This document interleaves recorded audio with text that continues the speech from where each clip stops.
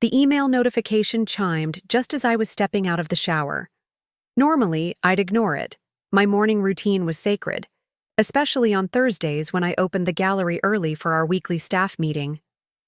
But something pulled me toward my phone that day, some invisible thread of intuition that I would later be grateful for. Before we jump into this story, tell us where you're tuning in from, and if this story touches you, make sure you're subscribed, because tomorrow I've saved something extra special for you. Water dripped from my hair onto the screen as I opened the message from our bank. Confirmation of wire transfer, $175,000. My stomach dropped, the bathroom suddenly spinning around me.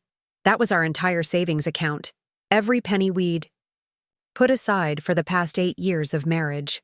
Gone. I steadied myself against the counter, my hands trembling as I called the bank.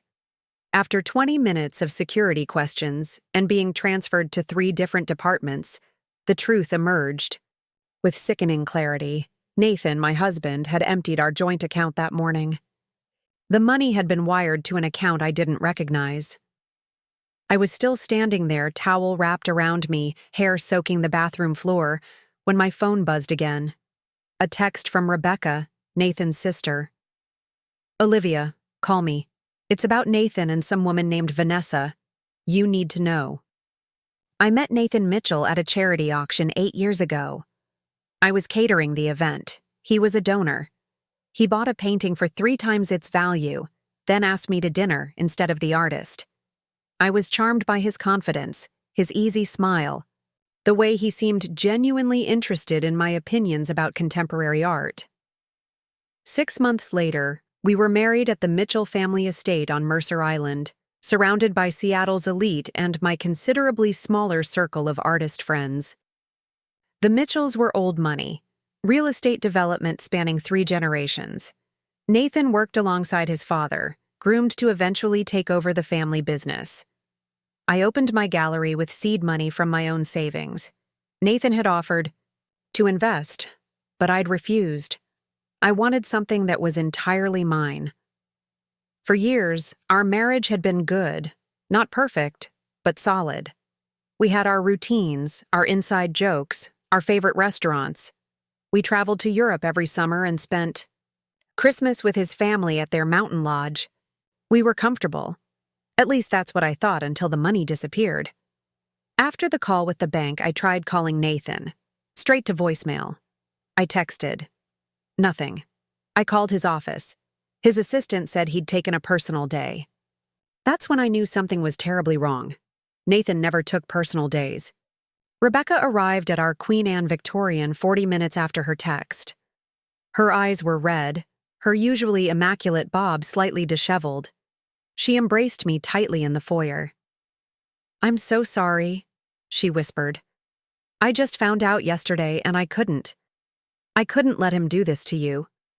We sat in the kitchen, the space Nathan and I had renovated together 2 summers ago, arguing playfully about backsplash tiles and cabinet handles. Rebecca's hands wrapped around a mug of tea she wasn't drinking. "He's been seeing someone from the sales department for months," she said, her voice barely above a whisper. "Vanessa Carter, she's 28.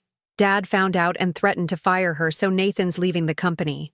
He told Dad yesterday that he's starting his own firm, with her." I felt oddly calm as the pieces fell into place. The late nights, the business trips that seemed unnecessarily frequent, the new cologne, the classic signs I'd somehow missed, or perhaps chosen not to see.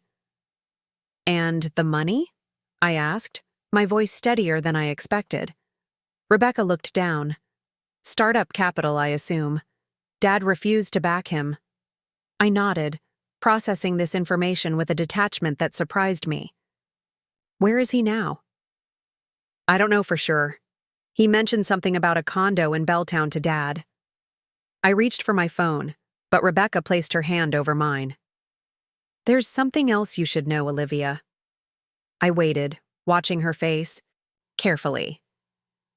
"Grandpa's trust fund. Nathan thinks he can access it early because of a clause about business ventures.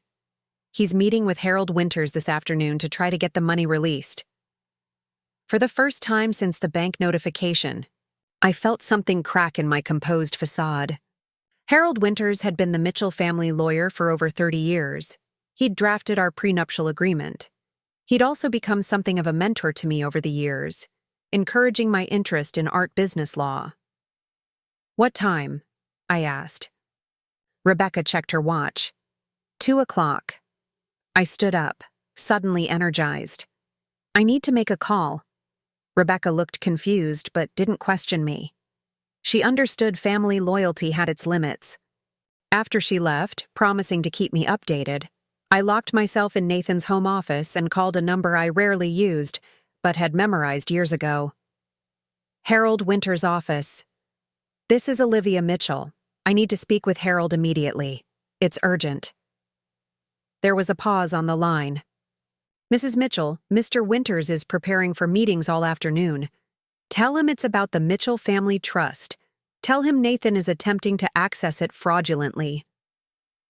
15 minutes later, I was driving downtown, Harold's words echoing. In my mind, "Don't say another word over the phone. Meet me at the office at 12:30. Use the back entrance." The law offices of Winters, Bradley and Associates occupied the top floor of an elegant building overlooking Elliott Bay. The receptionist, who'd known me for years, looked surprised to see me coming through the main doors rather than the private entrance Harold had suggested. "Mrs. Mitchell, I thought—" I cut her off with a smile. "Last-minute change of plans. Is Harold in his office?" She nodded, still confused. "Yes, but wonderful. I'll just head back." I walked confidently down the hallway, nodding at associates who greeted me with varying degrees of familiarity. I turned the corner to Harold's office just in time to see Nathan stepping out of the elevator at the far end of the corridor. He was wearing his Navy power suit, the one he saved for important meetings. His hair was freshly cut, his posture relaxed and confident. Until he saw me. The shock on his face was worth every moment of pain I'd felt that morning. He froze mid-stride, briefcase in hand, looking like he'd seen a ghost. "Olivia," he managed, his voice tight. "What are you doing here?" I smiled, the kind of smile that didn't reach my eyes. "I had an appointment with Harold. What a coincidence running into you." Nathan's gaze darted toward Harold's closed office door, then back to me. I've been trying to call you." "Have you? How strange. I've been trying to reach you as well, particularly after I received notification that our savings account had been emptied." His face paled slightly, but he recovered quickly. Nathan had always been good at regaining his composure. It was what made him effective in business negotiations. "I can explain that," he said, lowering his voice and stepping closer. "It's a temporary business move. I was going to tell you tonight. A $175,000 temporary business move that you didn't think to mention to your wife?" My voice remained calm, almost pleasant. "That seems like quite an oversight, Nathan." His jaw tightened. "It's complicated." "I imagine it is. Almost as complicated as explaining to your wife why you're leaving her for a colleague half her age." That hit home. His eyes widened fractionally before narrowing. "Rebecca," he muttered. "I should have known she couldn't keep her mouth shut." "Your sister cares about me, something you apparently no longer do." A door opened behind me. "Olivia? I thought I heard your voice." Harold Winters stood in his doorway, his tall frame still imposing despite his 70 years. His white hair and beard gave him a distinguished appearance that commanded respect throughout Seattle's legal community. "Harold," I said, turning toward him with a genuine smile. "Thank you for seeing me on such short notice." Harold's eyes moved from me to Nathan, his expression revealing nothing. "Nathan, you're early for your appointment." Nathan straightened, his tie clearly attempting to regain control of the situation. "I had some matters to discuss before our official meeting time." "I see," Harold said. "Well, since both Mitchells are here, Perhaps we should have our discussions together. Come in. I could see panic flash across Nathan's face. Actually, my matter is private. Perhaps Olivia could wait. Nonsense, Harold interrupted, holding the door wider. This concerns both of you. Please come in. Harold's office was exactly as it had always been. Leather-bound law books lining the walls, the smell of old paper and expensive furniture polish, the spectacular view of Puget Sound. I took a seat in one of the client chairs, crossing my legs, and placing my purse on my lap. Nathan reluctantly sat in the chair beside me, leaving a conspicuous gap between us. Harold settled behind his massive desk, adjusting his reading glasses as he opened a leather portfolio. Now, he said, looking at Nathan, I understand you wish to access your portion of the Mitchell family trust ahead of schedule, citing the entrepreneurial clause. Nathan leaned forward, eager. Yes. As I mentioned on the phone, I'm launching a new venture that requires significant capital. Grandfather's trust specifically allows early distribution for business establishment. Harold nodded thoughtfully. Indeed it does, under certain conditions. He turned to me. And Olivia, what brings you here today? Preparing and narrating this story took us a lot of time, so if you are enjoying it, subscribe to our channel. It means a lot to us. Now back to the story. I recently discovered that Nathan has emptied our joint savings account without my knowledge or consent. $175,000 to be exact. Harold's bushy eyebrows rose fractionally. Nathan interjected, That's a personal matter between my wife and me. It has nothing to do with the trust. On the contrary, I said, maintaining my composure. I believe it has everything to do with the trust. Because I believe Nathan is attempting to start a business with another woman with whom he's been having an affair, a woman named Vanessa Carter. The room fell silent. Nathan's breathing became audible, quick and shallow. That's ridiculous, he finally said, though his voice lacked conviction. This is business, not personal. Harold removed his glasses, polishing them carefully with a handkerchief. Nathan, are you familiar with all the conditions of your grandfather's trust? Not just the entrepreneurial clause, but all the conditions? Nathan shifted in his seat. Of course. I've reviewed the documentation many times. Harold placed his glasses back on his nose and slid a document across the desk. Then perhaps you could point out to me where you believe you qualify for early distribution under the current circumstances. Nathan took the document, scanning it quickly. I watched his face carefully, seeing the moment when confusion gave way to doubt, and doubt to realization. This isn't, he began, flipping through the pages frantically. This isn't the version I have. It's the only version that exists, Harold said simply. Your grandfather was quite specific about the trust's conditions. Nathan looked up, a flash of anger crossing his features. What exactly are you saying, Harold? The old lawyer folded his hands on his desk. The entrepreneurial clause does indeed allow for early distribution of trust funds for the purpose of establishing a business. However, there are moral conditions attached. Specifically, Section 12, Paragraph 3 states that no beneficiary may access funds early if they are engaged in conduct unbecoming of the Mitchell family name, including but not limited to adultery, fraudulent financial practices, or criminal activity. I watched as the blood drained from Nathan's face. Furthermore, Harold continued, in the event that such conduct is discovered, control of that portion of the trust transfers temporarily to the beneficiary's spouse, assuming the spouse is not participating in said conduct, until such time as the beneficiary demonstrates a return to good moral character for a period of no less than 5 years. The silence that followed was deafening. Nathan turned to me slowly, comprehension dawning on his face. You knew, he whispered. You knew about this clause.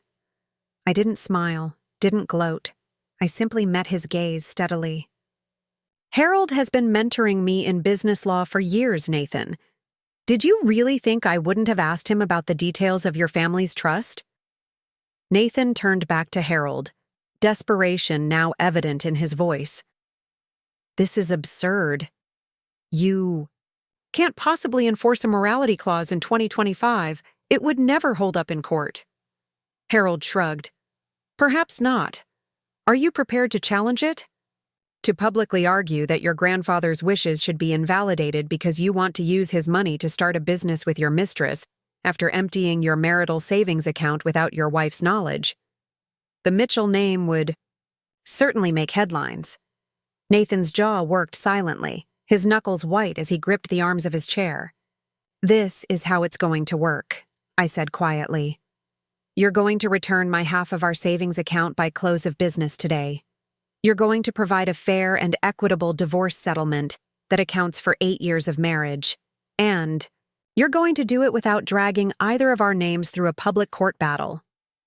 Or what? Nathan's voice had an edge I'd never heard before.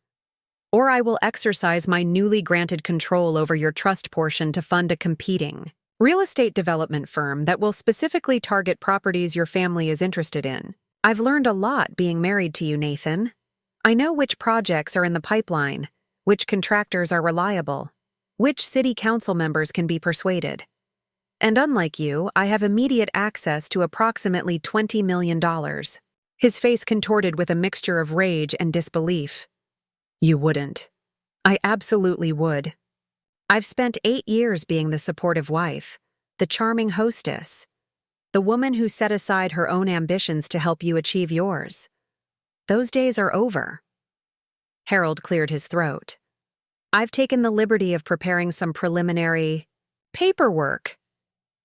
Olivia, as the temporary controller of Nathan's trust portion, you'll need to sign these documents indicating your acceptance of fiduciary responsibility. He slid a stack of papers toward me.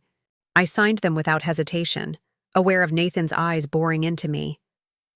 This isn't over, Nathan said, his voice low and threatening. I met his gaze calmly. You're right. It's just beginning. As I walked out of Harold's office, my heels clicking rhythmically on the polished floor, I felt something I hadn't experienced in years. Pure, unadulterated freedom.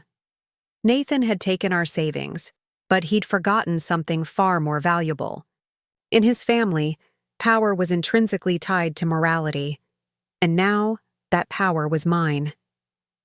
The Seattle rain greeted me as I stepped onto the sidewalk, cool drops washing away the last remnants of the woman I had been that morning, the betrayed wife, the woman who had missed all the signs. In her place stood someone new, someone stronger, someone who knew exactly what she was worth. I opened my umbrella and hailed a taxi. I had a gallery to run, after all, and now I had an empire to build.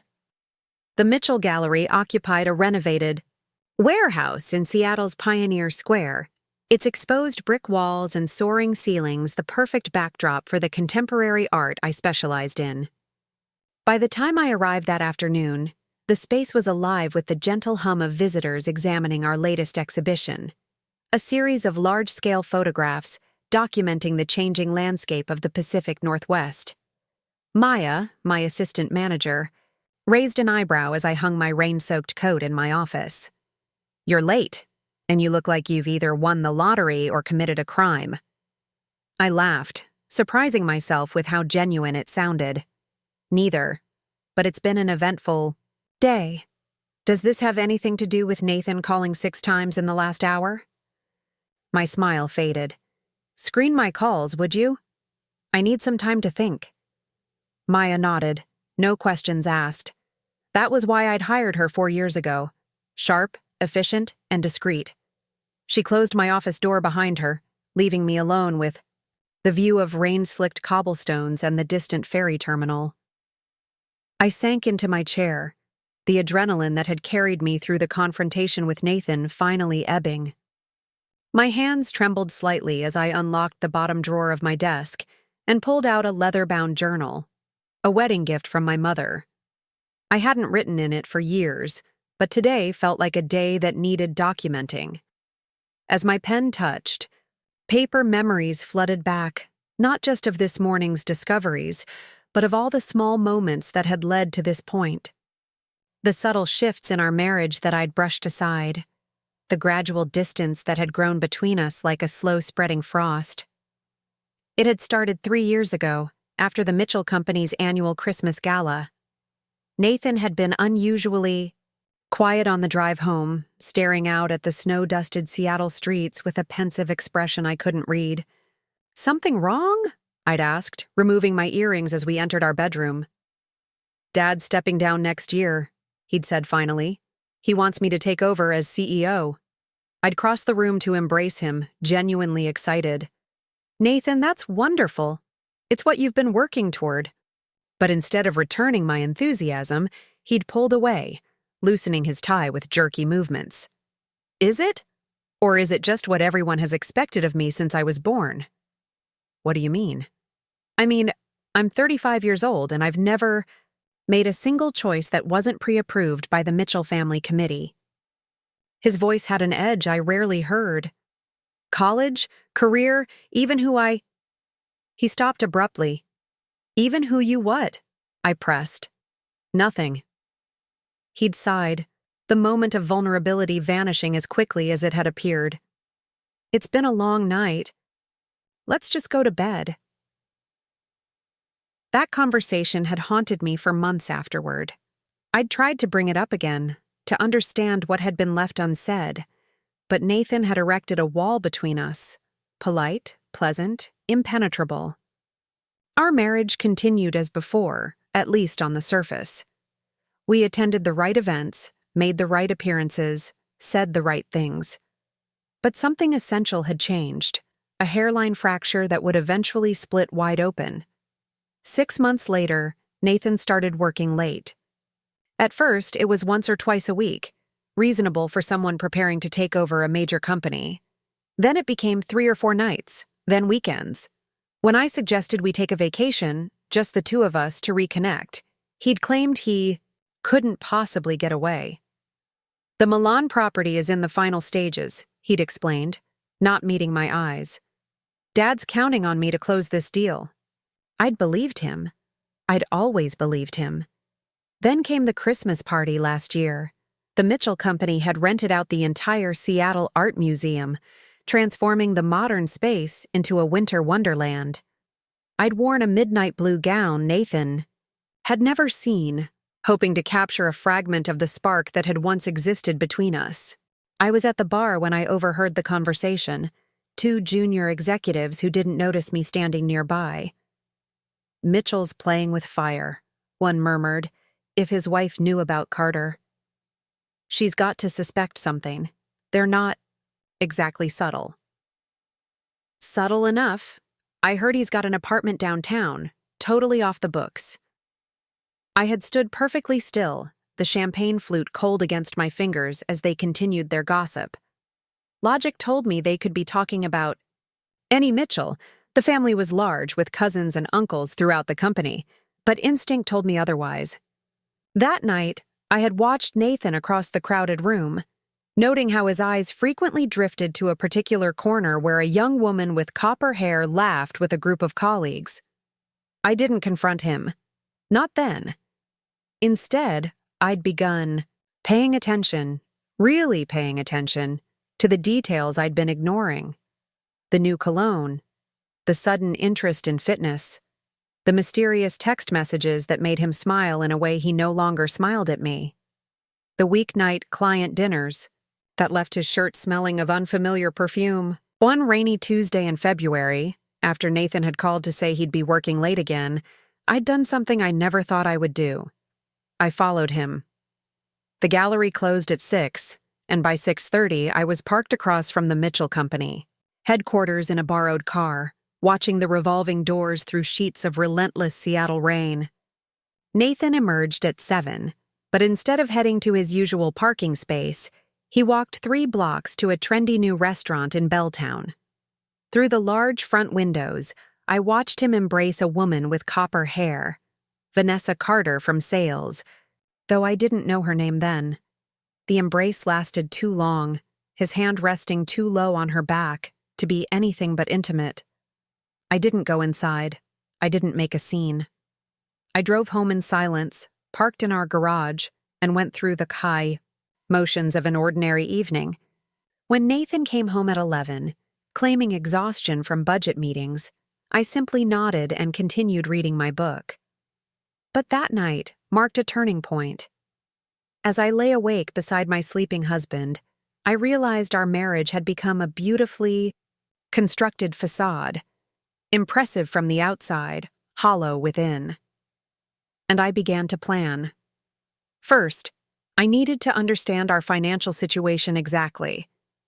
Nathan handled most of our money, a traditional arrangement I'd accepted without much thought. The next day, I visited our bank and requested complete statements for all our accounts for the past year. The picture that emerged was troubling. Large withdrawals, unexplained transfers, a steady diminishment of our joint savings. Not enough to raise immediate alarm, but significant when viewed as a pattern. Nathan was preparing for something. I just didn't know what. Next, I began having regular lunches with Harold Winters, ostensibly to discuss art law as it pertained to the gallery. But our conversations often drifted to trust law, inheritance structures, and specifically, the unique provisions of old family money. The Mitchell Trust is quite interesting, Harold had mentioned during one such lunch. Edward Mitchell, Nathan's grandfather, was something of a visionary when it came to protecting family assets. In what way? I'd asked, trying to sound merely curious. Harold had smiled, his eyes twinkling behind wire-rimmed glasses. Let's just say he believed wealth should follow moral character. Not a popular position these days, but legally binding. Nonetheless. I'd filed that information away, sensing its importance without knowing exactly how or when I might need it. My third step had been to cultivate a relationship with Rebecca, Nathan's younger sister. Unlike her brother, Rebecca had rejected the family business, choosing instead to teach environmental science at the University of Washington. She had always been friendly toward me, but we'd never been close. I changed that, inviting her to gallery events, meeting for coffee, gradually earning her trust. Nathan's different lately, she'd confided during one of our coffee dates. Dad's worried, says he's making impulsive decisions, questioning long-standing company strategies. He's under a lot of pressure, I'd replied neutrally. Rebecca had studied me over her latte. It's more than that. There are rumors, Olivia. There are always rumors. These are specific, about a woman in the sales department. I'd kept my expression carefully blank. I see. Do you? Because if my brother is being an idiot, you deserve to know. I'd reached across the table and squeezed her hand. Thank you. But Nathan and I are fine. It was the first direct lie I'd told about our marriage, and it had tasted bitter on my tongue. But I needed time. Time to understand the full extent of Nathan's deception. Time to protect myself from whatever was coming. The final piece had fallen into place 3 months ago during a dinner at the Mitchell family estate. Nathan's father, Charles, had pulled me aside after the meal, his weathered face grave. Olivia, I want you to know that whatever happens with the company, with Nathan, you'll always have a place in this family. The statement had been cryptic, loaded with unspoken meaning. I'd thanked him, uncertain how to respond. Later that night, I'd overheard an argument between Nathan and his father, hushed, intense words about responsibilities and legacy and throwing everything away. By the time the bank notification had chimed on my phone this morning, I had already assembled the puzzle pieces of my husband's betrayal. I just hadn't expected him to make such a bold move so soon. The emptying of our savings account had accelerated. My timeline forced my hand. But in some ways, it was a relief. The waiting was over. The time for action had arrived. A knock on my office door pulled me from my reflections. Maya poked her head in. Sorry to interrupt, but there's someone here to see you. Says it's important. Nathan? No. A woman. Vanessa Carter. My pen froze mid-sentence. Send her in. Maya hesitated. Are you sure? You look like you've seen a ghost. I'm fine. Please, send her in. Seconds later, she appeared in my doorway, the woman from the restaurant, the owner of the copper hair and unfamiliar perfume.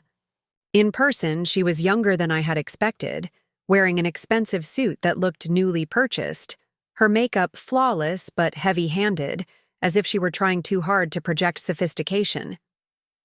Mrs. Mitchell, she said, her voice steady, despite the slight tremor in her hands. Thank you for seeing me. I gestured to the chair across from my desk. Ms. Carter, this is unexpected. She sat down, crossing her legs and adjusting her skirt with practiced precision. I imagine it is. Nathan doesn't know I'm here. I gathered as much. Vanessa studied me, her green eyes calculating. You're not what I expected. What did you expect? Someone angry, hysterical maybe. Not. She gestured vaguely at me. This. I leaned back in my chair. Did you come here to assess my emotional state, Ms. Carter? No. She took a deep breath. I came to make you an offer. This was unexpected. I raised an eyebrow, waiting. Nathan told me about what happened at the lawyer's office, about the trust fund and the moral clause. Her lips curled around the phrase with distaste. He's upset. I imagine he is. He says you're being vindictive, that you're using an archaic condition to punish him for falling in love with someone else. I almost laughed at that. Is that what he told you? That this is about love? Something flickered across her face. Uncertainty, perhaps. We are in love. We're starting a life together. With my money. Her chin lifted defiantly. The money is just to get us started. Our business plan is solid. Once we're established— Ms. Carter, I interrupted gently. Why are you here? She reached into her designer handbag and withdrew an envelope, placing it on my desk. $500,000. It's yours if you sign control of the trust back to Nathan. Now I did laugh, the sound echoing off the brick walls of my office. You're offering me my own money? She frowned. It's not your money. It's from investors who believe in our vision. What investors? A flicker of hesitation crossed her features. That's confidential. Of course it is. I pushed the envelope back toward her without opening it. Ms. Carter, I'm afraid you've made a wasted trip. I have no intention of signing anything. Be reasonable, she urged, leaning forward. Nathan is prepared to be generous in the divorce settlement. This could all be over quickly, cleanly. You could move on with your life. I studied her face, young, beautiful, earnest in her conviction that she was the protagonist in this story. I almost felt sorry for her. Tell me something, I said. When Nathan told you about our savings account, what did he say? She blinked, caught off guard by the question. He said you had agreed to invest in our startup, that you were supportive of our relationship. I nodded slowly. And you believed that. Why wouldn't I? Nathan wouldn't lie to me. There it was. The naivete that Nathan had exploited. The same blind trust I had once given him. Ms. Carter, Vanessa, I said, softening my tone, I'm not your enemy here. But I think you should know that Nathan withdrew our entire savings without my knowledge or consent. $175,000 that we had saved together over 8 years of marriage. Money that represented our shared future. Her perfectly maintained facade cracked slightly. That's not. He wouldn't. She stopped, uncertainty clouding her expression. Did he tell you about the conditions of the trust fund before this morning? She hesitated, then shook her head. Did he mention that his father had threatened to fire you from the company? Another hesitation. He said his father was being unreasonable about our relationship. That's why we're starting our own firm. I leaned forward, resting my elbows on my desk. Vanessa, I want you to consider something carefully. If Nathan would lie to his wife of 8 years, empty their joint account, and attempt to access a trust fund under false pretenses, what makes you certain he's telling you the truth now? Her breathing quickened, her carefully applied blush now stark against suddenly pale skin. You're just trying to turn me against him. This is a trick. Is it? Ask him about the apartment. In Belltown. The one he's kept off the books for the past year. Her eyes widened fractionally. How did you know about it? The same way I know about the weekend trips to Vancouver while I thought he was at business conferences. The same way I know about the credit card in his mother's maiden name that he uses for expenses he doesn't want traced. She stood abruptly, gathering her bag. I don't have to listen to this. No, you don't. But before you leave, ask yourself. One question. If Nathan is willing to steal from me, what might he eventually be willing to take from you? Her lips pressed into a thin line. She snatched the envelope from my desk and turned to leave, her expensive heels clicking sharply across the hardwood floor. At the door, she paused. You know nothing about our relationship, she said without turning around. Perhaps not, I conceded. But I know Nathan, and that's something you can't claim yet. After she left, I sat in silence for several minutes, processing the encounter. Her visit had confirmed what I had suspected. Nathan was scrambling, looking for ways to regain control. Sending Vanessa had been a miscalculation on his part. He'd underestimated me again, assuming I would be intimidated or manipulated by his new partner. My phone buzzed with a text from Harold. Wire transfer confirmed. Your portion of the savings has been returned. One small victory. But the war was just beginning.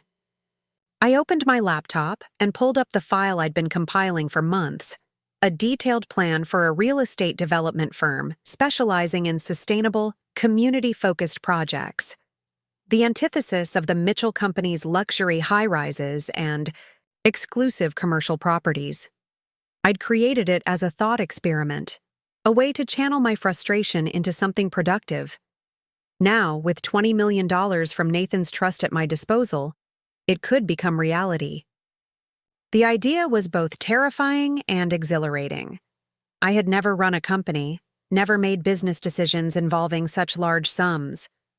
But I had spent 8 years watching Nathan, learning the industry through osmosis, building connections with architects, contractors and city officials who respected me in my own right. More importantly, I knew exactly which properties the Mitchell Company had been quietly investigating for future development.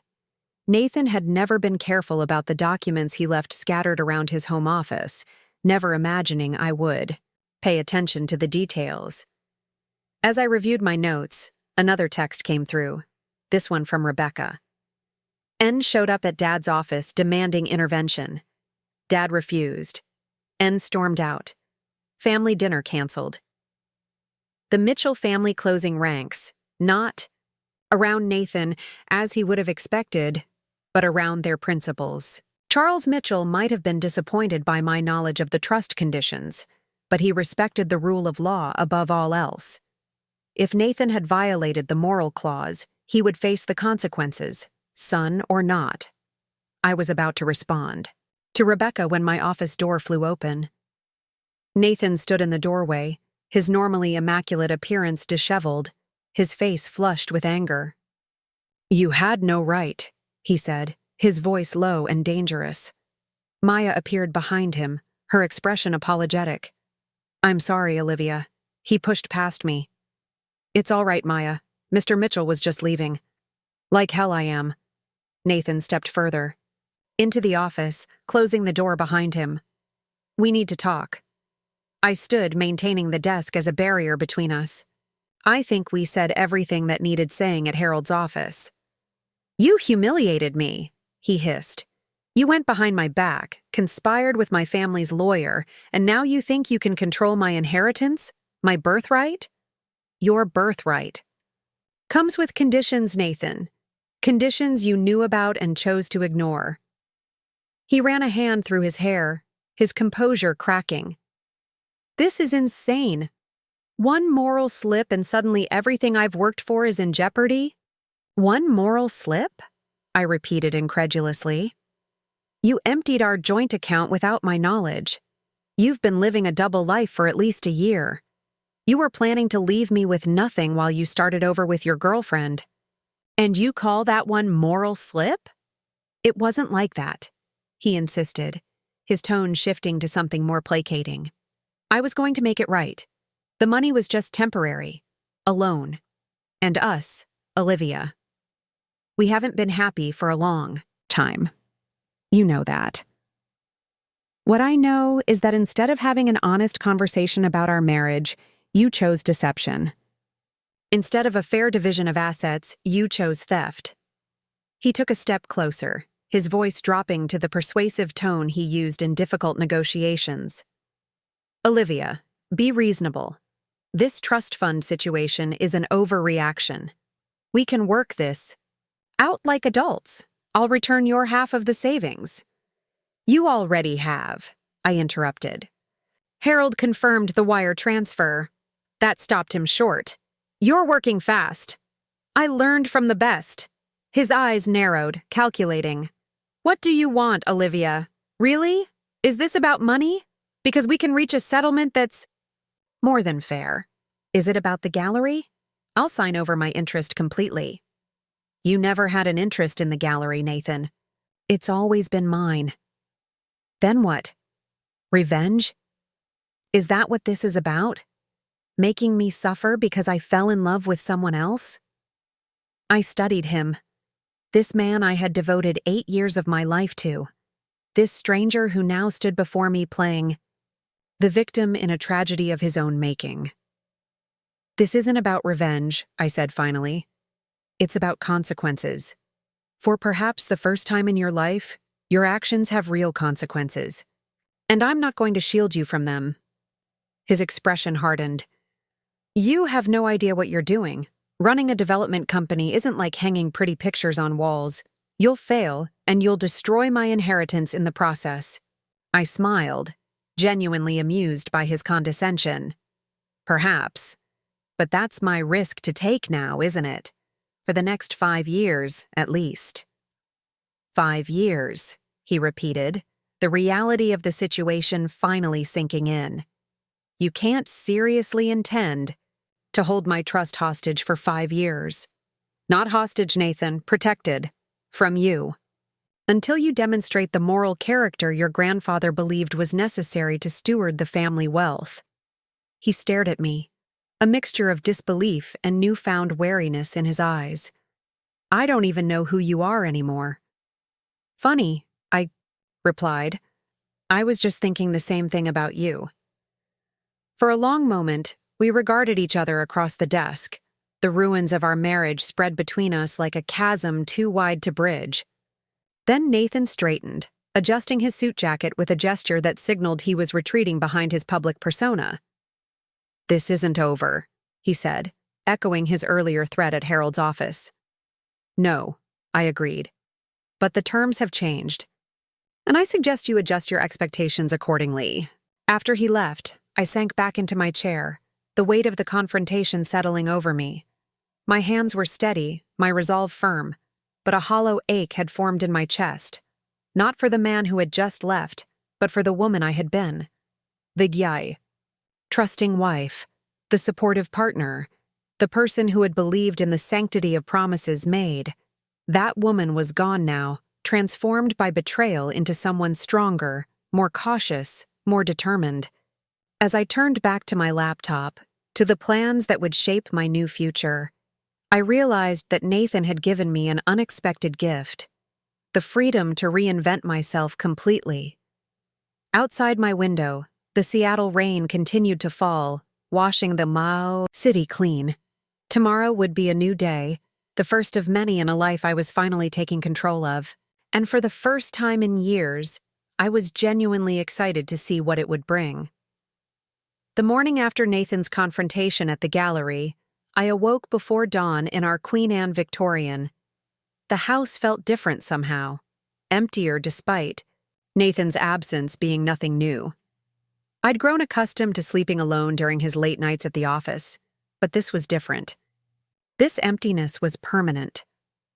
I padded downstairs in my robe, the hardwood floors cold beneath my bare feet.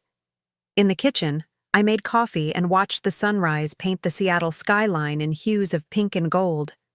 Mount Rainier loomed in the distance, its snow-capped peak catching the first light of day.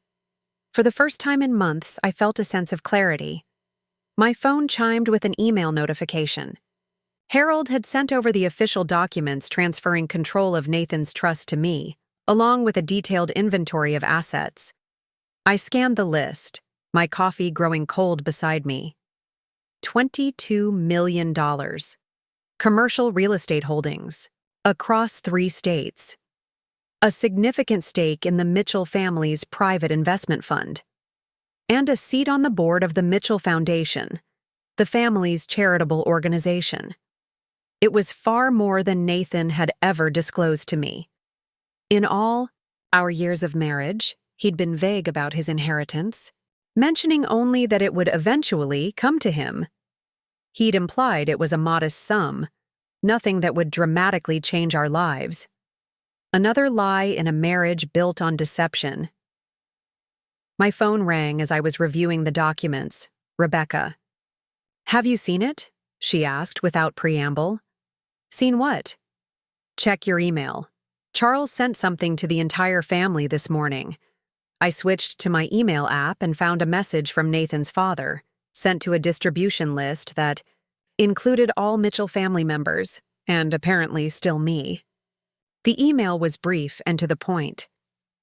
To all concerned parties, as of yesterday, Nathan Mitchell is no longer employed by Mitchell Development Group. All ongoing projects previously under his management have been reassigned. His access to company, systems, and properties has been revoked. Additionally, Nathan will not be attending family functions until further notice. Olivia remains a valued member of this family, and I expect everyone to treat her with the respect she deserves during this difficult time. Charles Mitchell, Chairman and CEO, Mitchell Development Group. I read it twice, trying to process the implications. Nathan hadn't just lost control of his trust fund, he'd been cut off from the family business entirely. "Did you know he was going to do this?" I asked Rebecca. "Not until last night. Dad called a family meeting, without Nathan, obviously. He said Nathan had betrayed the company's values and couldn't be trusted with its future." "That seems extreme." Rebecca's laugh was humorless. "You don't know the half of it. Apparently, Nathan has been making unauthorized promises to potential clients, signing preliminary agreements that undercut our standard terms. Dad thinks he's been preparing to poach major accounts for his new venture." I closed my eyes, a wave of weariness washing over me. Even I hadn't suspected Nathan would go that far. "There's more," Rebecca continued, her voice lowering. "Vanessa, Carter didn't just show up at Mitchell Development by chance.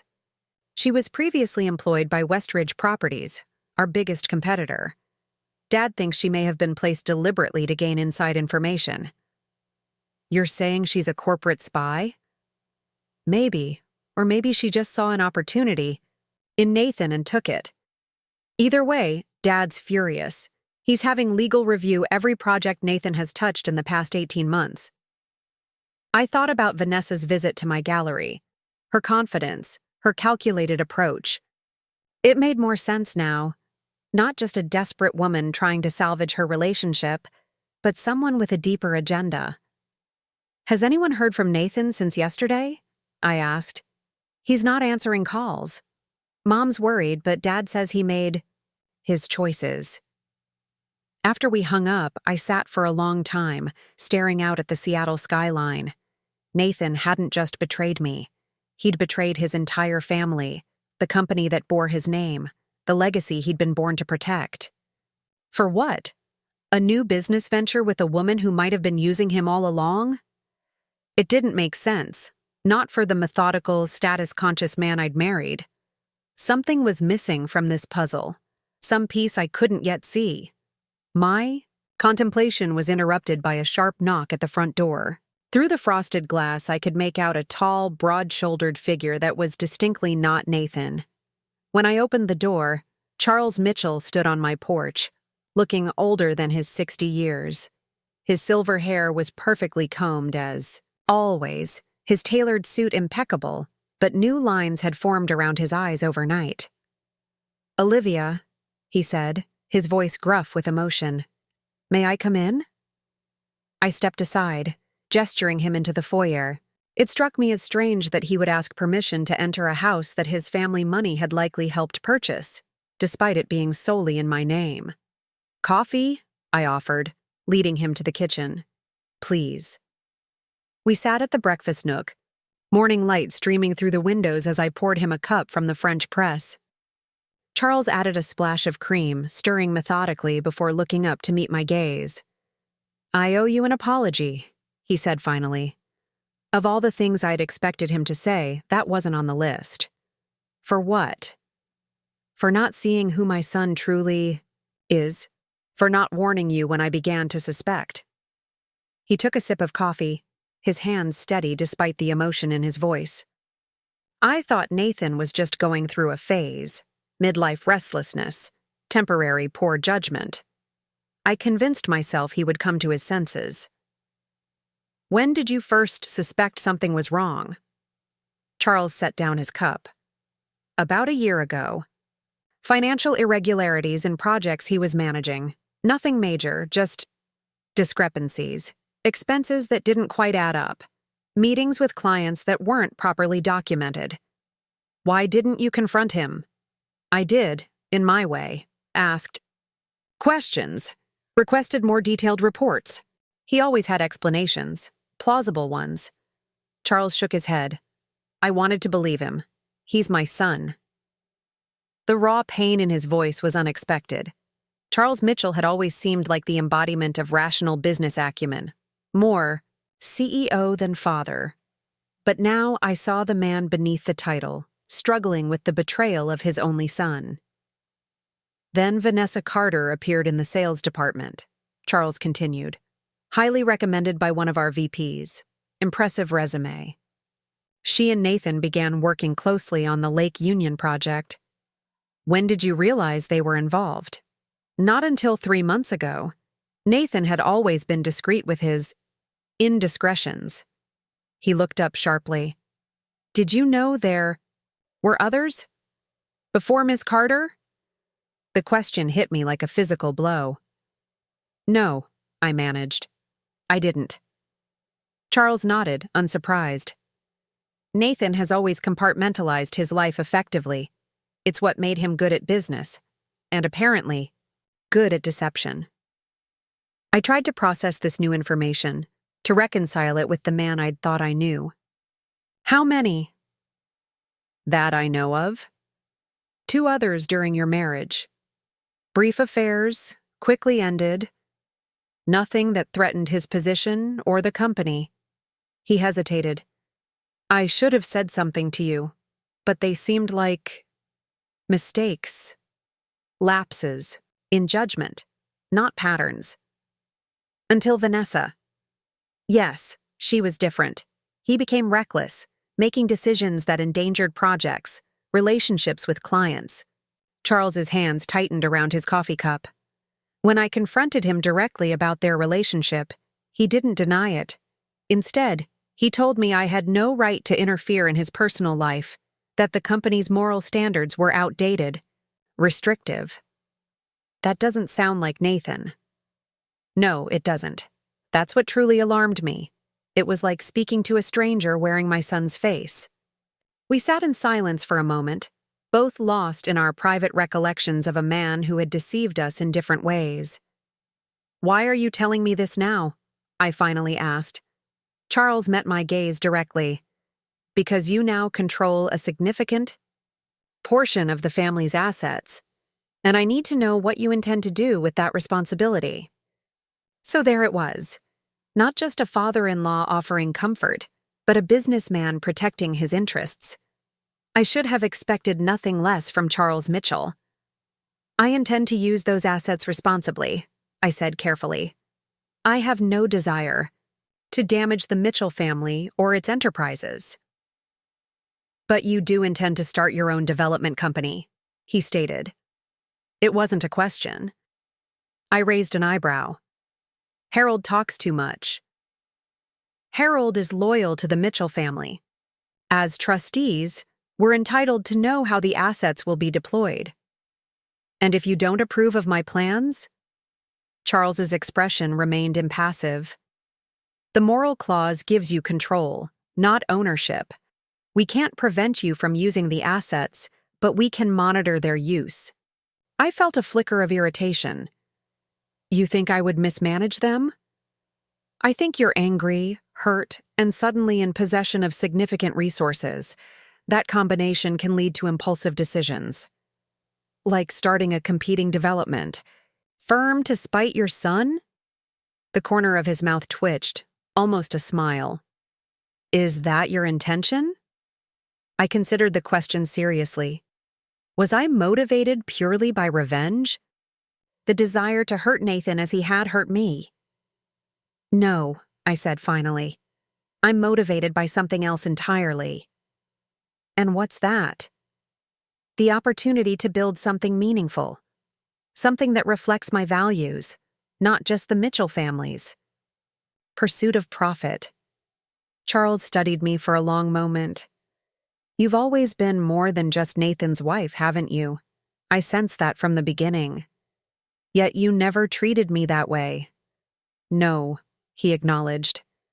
I didn't. Another apology. I owe you? He reached into his breast pocket and withdrew a business card, sliding it across the table. It belonged to Elaine Matsuda, Executive Vice President of Development at Mitchell Group. Elaine has been with us for 20 years. She's brilliant, ethical, and understands Seattle real estate better than anyone I know. Charles tapped the card. If you're serious about starting your own venture, talk to her first. Not as Nathan's wife or my daughter-in-law, but as a businesswoman with a vision. I picked up the card, surprised by the gesture. Why would you help me compete with your own company? Who said anything about competition? Charles stood, straightening his suit jacket. Seattle has room for more than one vision of development, perhaps especially one that doesn't bear the Mitchell name but carries its better values. He left soon after, leaving me with more questions than answers. Was he offering genuine support, or was this a subtle way of monitoring my activities? Keeping your friends close, but your enemies closer. I didn't have time to analyze Charles's motives. My phone was already buzzing with a text from Maya. Emergency at the gallery. Pipe burst in storage room. Need you ASAP. The next few hours were a blur of water damage assessment, insurance calls, and coordinating emergency art conservation for several pieces that had been affected. It was nearly evening by the time I returned home, exhausted and distracted, which is perhaps why I didn't immediately notice the signs of intrusion, the slightly ajar kitchen door, the faint scuff marks on the hardwood floor. It wasn't until I entered the living room and found Nathan sitting in the darkness that I realized something was wrong. Jesus! I gasped, my hand flying to my chest. What are you doing here? He didn't answer immediately. In the dimness, I could make out a tumbler of whiskey in his hand. My whiskey, from the bar cabinet we'd bought in Barcelona on our 5th anniversary. You changed the locks, he said finally, his voice unnervingly calm. Yes. I remained standing, my hand hovering near my phone in my pocket. How did you get in? I still have the security code for the kitchen door. He took a sip of whiskey. You should change that too. I reached for the light switch, but Nathan stopped me. Don't, please. Something in his tone made me pause. What do you want, Nathan? To understand how everything fell apart so quickly. He leaned forward, his face catching a sliver of light from the street lamps outside. His eyes were bloodshot, his usually clean-shaven face stubbled. Yesterday morning I had everything, a wife, a career, a future. Today, I have nothing. You made choices, I said, keeping my voice steady. Choices that led to consequences. Did I? He laughed, a hollow sound. Or was I maneuvered into a corner so skillfully that I never saw it coming? A chill ran down my spine. What are you talking about? My father didn't just fire me, Olivia. He's frozen all my accounts. Every credit card, canceled. My personal checking account, emptied. Even my car has been repossessed. Company property, apparently. Nathan swirled the amber liquid in his glass. It's like I've been erased. Despite everything, I felt a twinge of sympathy. I'm sorry. Are you? He looked up, his gaze sharpening. Or is this exactly what you wanted? I didn't ask your father to cut you off, Nathan. No, but you went to Harold behind my back. You activated the moral clause. You took control of my trust. After you emptied our savings account, I reminded him. After you lied and betrayed me for months. He stood suddenly, moving toward me with a fluidity that belied the amount of alcohol he'd likely consumed. I need you to give it back. I took a step backward. Give what back? Control of the trust. Sign it back to me. Today. The desperation in his voice was palpable, almost frightening. You know I can't do that. The conditions are clear. 5 years, or until you demonstrate moral character. I don't have 5 years. His voice rose, echoing in the silent house. I need it now. Why? For your new business with Vanessa? The startup capital you stole from our account wasn't enough? Nathan raked a hand through his disheveled hair. This isn't about the business, it's about staying alive. Don't be dramatic. I'm not being dramatic, he snapped. I owe people money, Olivia. People who don't send polite collection notices. I stared at him, trying to make sense of his words. What kind of people? The kind who break fingers first and ask questions later. He sank back onto the couch, suddenly looking defeated. I made some investments, off the books. High risk, high reward. It was supposed to be straightforward, triple my money in 6 months. Gambling, I said flatly. You were gambling with our future. It wasn't gambling. It was a calculated risk. That went wrong. He nodded, staring into his glass. The first investment paid off, spectacularly. So I went bigger the second time, and the third, but the fourth. He trailed off. How much do you owe? 2 million, due in 48 hours. The number hung in the air between us, staggering in its magnitude. Who would loan you that kind of money? Not loan sharks, if that's what you're thinking. Private investors. Very private. Very exclusive. He looked up, his eyes haunted. They don't advertise in the yellow pages. Does Vanessa know about this? A bitter smile crossed his face. Vanessa is gone. Packed her things this morning, left me a note saying she needs space to rethink our relationship. Convenient timing. Something clicked in my mind. Rebecca's words about Vanessa possibly being a corporate spy, her calculated approach at the gallery, the sudden abandonment of Nathan when he lost his position and family connections. She used you, I said quietly. Maybe. Or maybe she just realized I'm not the golden ticket she thought I was. Nathan drained his glass. Either way, I'm alone. No job, no money, no girlfriend. Just debt and a countdown clock. What happens if you don't pay? His laugh was chilling. Best case? They take everything I own, which at this point is basically the clothes I'm wearing. Worst case? He made a gun shape with his fingers, pointing it at his temple.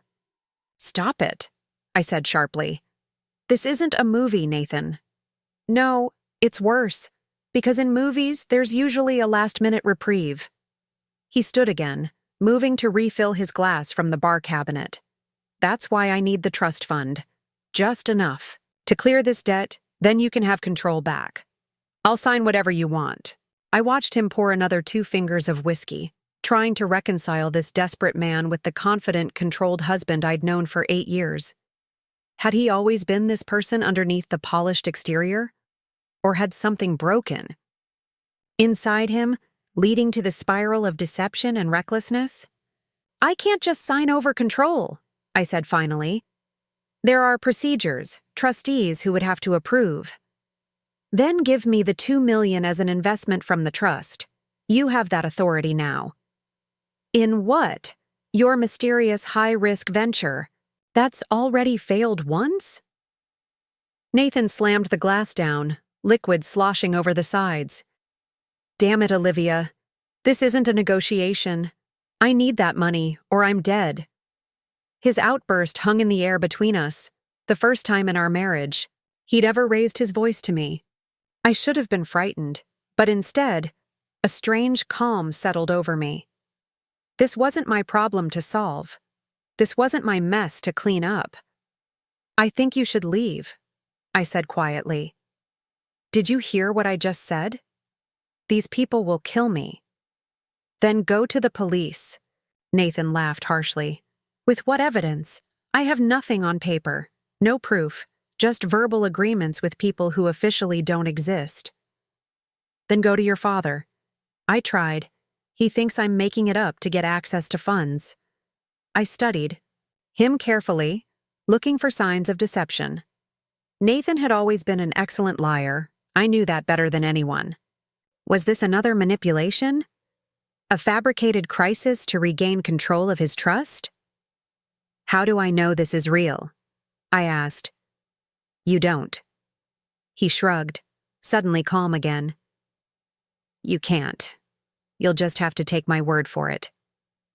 "Your word doesn't mean much to me anymore, Nathan." He flinched as if I'd struck him. "I know, I deserve that. But Olivia, I swear to you, this is real. The danger is real." I walked to the window, looking out at the quiet street. Elegant homes, manicured gardens, the comfortable security of affluence.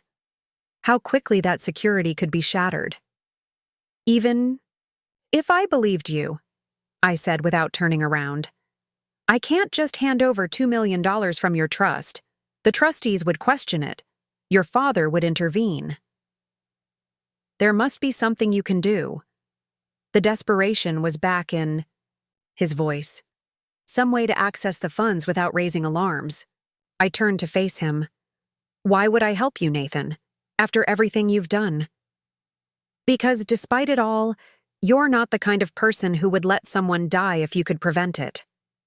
He took a step toward me. "Even someone who hurt you?" The worst part was that he was right. I couldn't simply turn my back if his danger was genuine, no matter how much he deserved to face the consequences of his actions. "I need to think," I said finally, "and I need you to leave. Now." He hesitated, then nodded. "I'm staying at the Fairmont downtown, room 1214. I have until Friday at midnight." After he left, I sank onto the couch, the lingering scent of his cologne mixing with whiskey in the air. My mind raced with questions, doubts, competing instincts. Was Nathan telling the truth about the debt? About the danger? Or was this elaborate theater designed to manipulate me yet again? I needed more information, and I knew exactly who might have it. 20 minutes later, I was sitting in a quiet corner of Canlis Restaurant, waiting for Harold Winters. The elegant space overlooked Lake Union, the city lights reflecting on the dark water like scattered stars. It was the kind of restaurant Nathan and I had frequented in happier times, where the staff recognized us and remembered our preferences. Harold arrived precisely on time, as he always did. He ordered a martini and listened silently as I recounted Nathan's visit and his claims. "Is it possible?" I asked when I'd finished. "Could he really be involved with the kind of people he's describing?" Harold sipped his drink thoughtfully. "It's more than possible. It's likely." "What do you mean?" "About a year ago, Nathan approached me about setting up a private investment entity, something separate from the Mitchell family interests. Nothing unusual about that. Many of my clients maintain diverse portfolios. But the structure he requested was concerning. In what way? Multiple shell companies, offshore accounts, the kind of arrangement typically used to obscure the movement of funds. Harold set down his glass.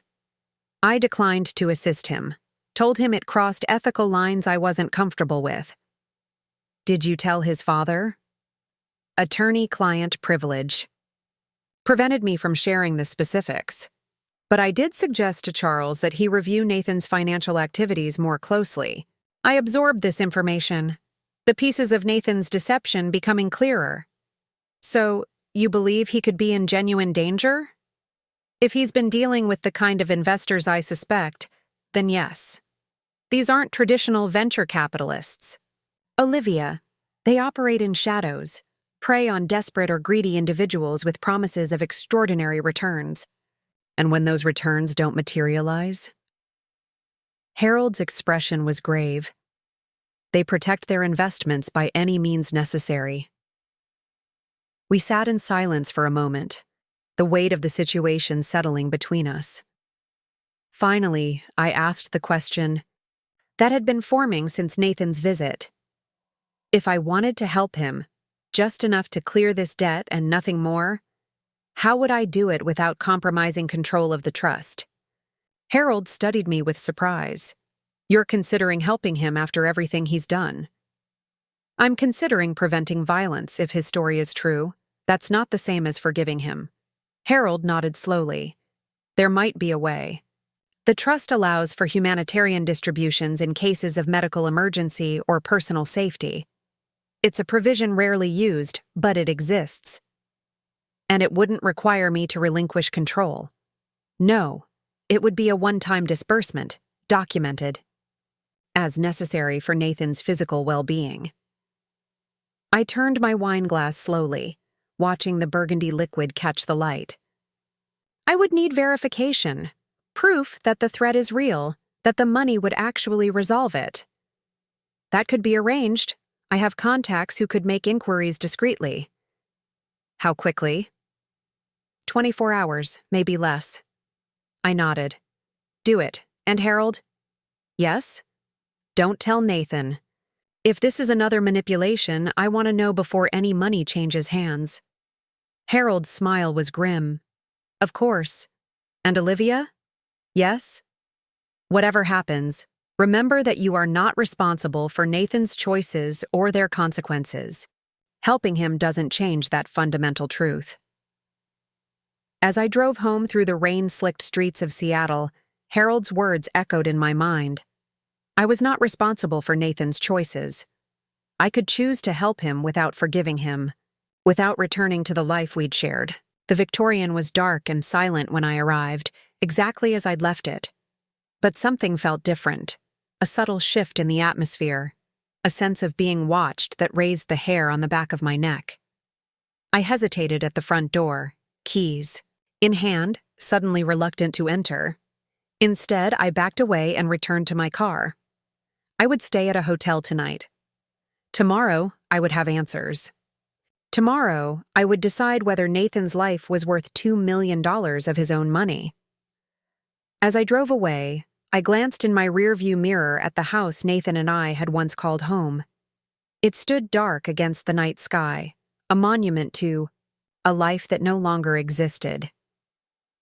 For the first time since the morning's bank notification, I felt a profound sense of loss, not for Nathan or our marriage, but for the woman I had been, the trusting, supportive wife who had built her life around someone else's dreams. That woman was gone forever, replaced by someone harder, more cautious, more self-reliant. And despite everything, I couldn't regret the transformation. The Fairmont Olympic Hotel lobby gleamed with old-world elegance, crystal chandeliers, marble, floors, and the quiet efficiency of staff who had perfected the art of discretion. I sat in a plush armchair near the grand staircase, watching the entrance while trying to appear casual. Harold was 20 minutes late, which was so unlike him that I'd already called his office twice. His assistant assured me he was on his way. When he finally arrived, his normally immaculate appearance was slightly disheveled. His tie was askew, and he carried his briefcase like it contained explosives. "I apologize for the delay," he said, sinking into the chair opposite mine. "There have been developments? Good or bad?" Harold glanced around the lobby before leaning closer. "Both.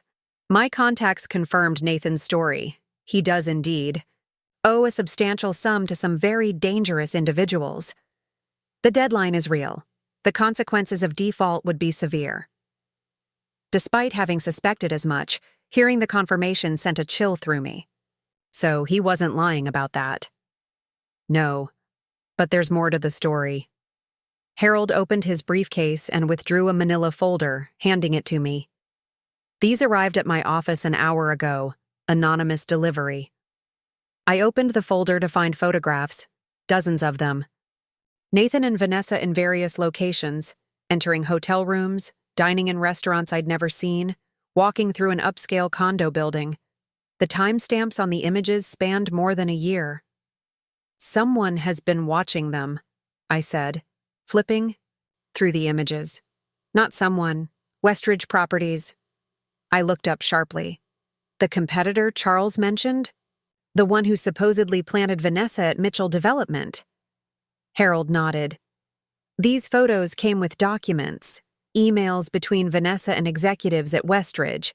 She was hired specifically to gain access to Mitchell Development's strategic plans. Nathan was the target." "They seduced him to steal company secrets?" "Initially, yes, but it appears the relationship evolved into something more complicated." Harold pointed to a set of emails in the folder. "Vanessa began sharing information with Nathan about Westridge's own development plans. They were playing both sides. I skimmed the emails, trying to follow the convoluted threads of deception. So they were double agents? Stealing from Mitchell? Development for Westridge, then stealing from Westridge for themselves? Essentially, they were gathering proprietary information from both companies to launch their own competing firm. That's what the money was for. Not just startup capital, but purchasing strategic properties before either company could move on them. And the dangerous investors? Where do they fit in? Harold's expression darkened. That's where it gets worse. The investors Nathan borrowed from have connections to both Mitchell Development and Westridge. They're not just loan sharks. They're silent partners in major real estate deals throughout the Northwest. When they discovered Nathan and Vanessa's scheme, they called in the debt immediately. "To protect their other interests," I murmured, the pieces falling into place. But why would Nathan borrow from people connected to his father's business? In the first place? That seems incredibly risky. Nathan didn't know about the connection.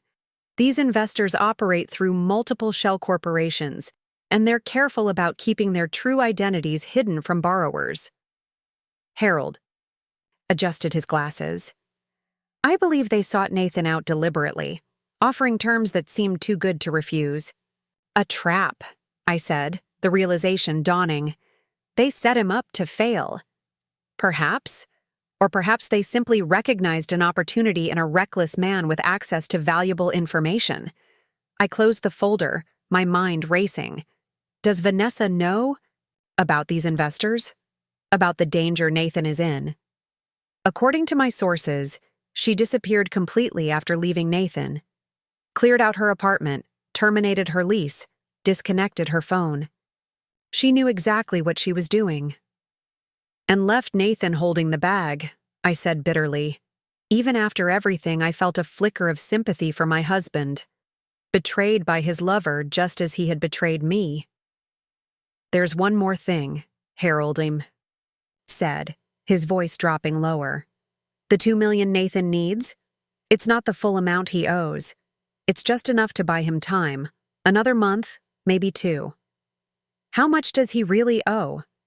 $5 million at minimum. Possibly more." I sat back, stunned. So even if I help him now, he'll still be in danger, yes, just not immediate danger. The implications were staggering. Nathan had entangled himself so thoroughly in webs of deception that there was no simple escape. Even with my help, he would still be hunted, still vulnerable. Have you told him what you've discovered? I asked. Harold shook his head. I wanted to speak with you first. What about his father? Charles should know that corporate espionage was involved. I've scheduled a meeting with him tomorrow morning. These documents will be turned over to Mitchell Development's legal. I nodded, trying to think clearly through the chaos of revelations. So what do we do about Nathan? About the money? Harold studied me, his expression grave. That remains your decision, Olivia. I can arrange the humanitarian distribution from the trust, as we discussed. Or what? Or you can walk away. Let Nathan face the consequences of his actions. As harsh as it sounds, this is a mess of his own making. I stared at the folder in my lap, images of Nathan and Vanessa's betrayal captured in glossy 8x10s. I should hate him. I should want him to suffer. But the thought of violence, even against someone who had hurt me so deeply, still turned my stomach. I need to see him, I said finally. Talk to him directly. He deserves to know what we've discovered before I make any decision. Harold nodded, unsurprised. I thought you might say that. Do you want me to come with you? No. This needs to be between Nathan and me. Be careful, Olivia. Nathan is desperate, and desperate people are unpredictable. I left the lobby with the folder tucked securely in my bag, my steps echoing on the marble floor. The elevator ride to the 12th floor gave me time to compose myself, to rehearse what I would say to the man who had once been the center of my world. Room 1214 was at the end of a long hallway.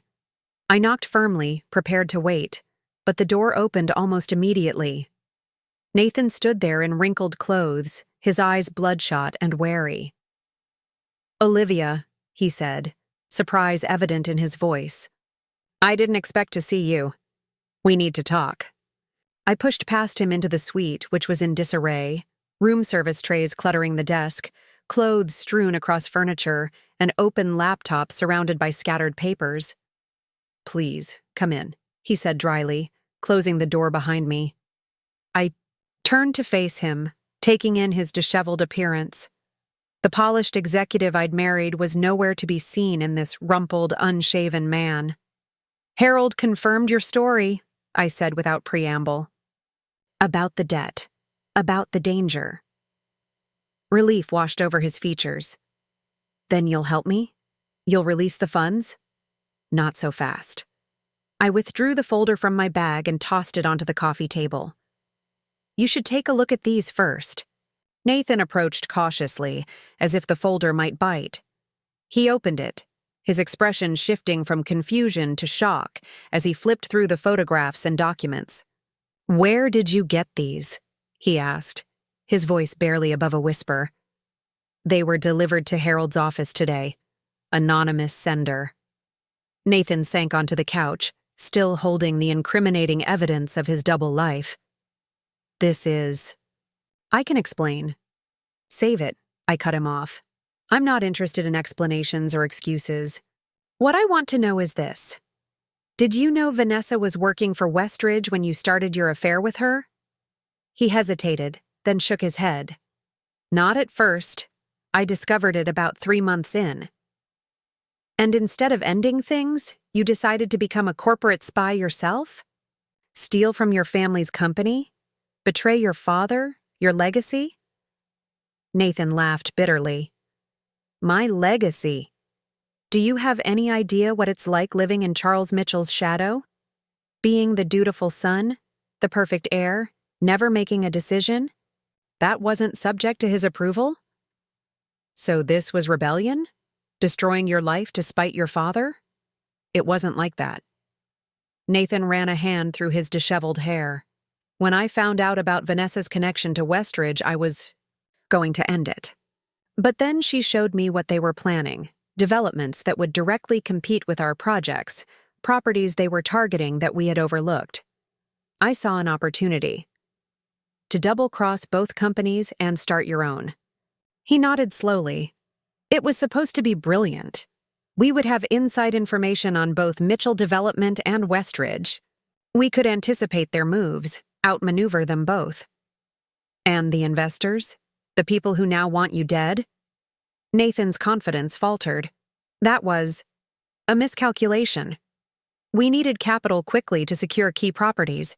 Traditional lenders would have taken too long, required too much documentation. These investors offered cash with minimal questions.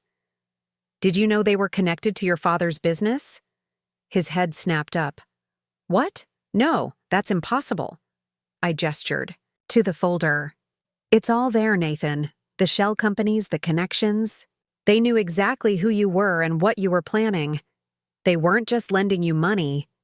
They were monitoring you. Nathan scrambled through the documents, his face draining of color as he verified what I'd told him. This can't be right. Vanessa vetted them. She said they were independent, no connections to either company. Vanessa lied. To both of us. He looked up, realization dawning. She set me up, used me to get information, then left me holding the debt when it all fell apart. It certainly looks that way. Nathan stood abruptly, pacing the room with agitated energy. I need to find her. She's the only one who can confirm where these investors came from, what their real agenda is.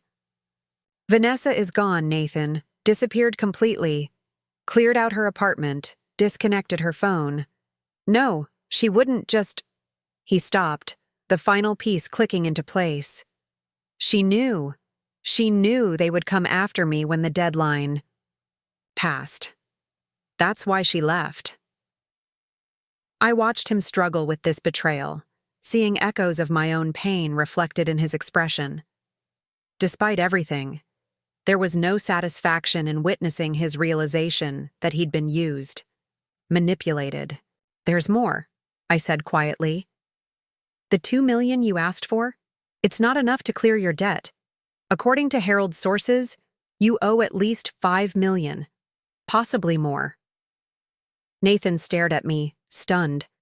That can't be right.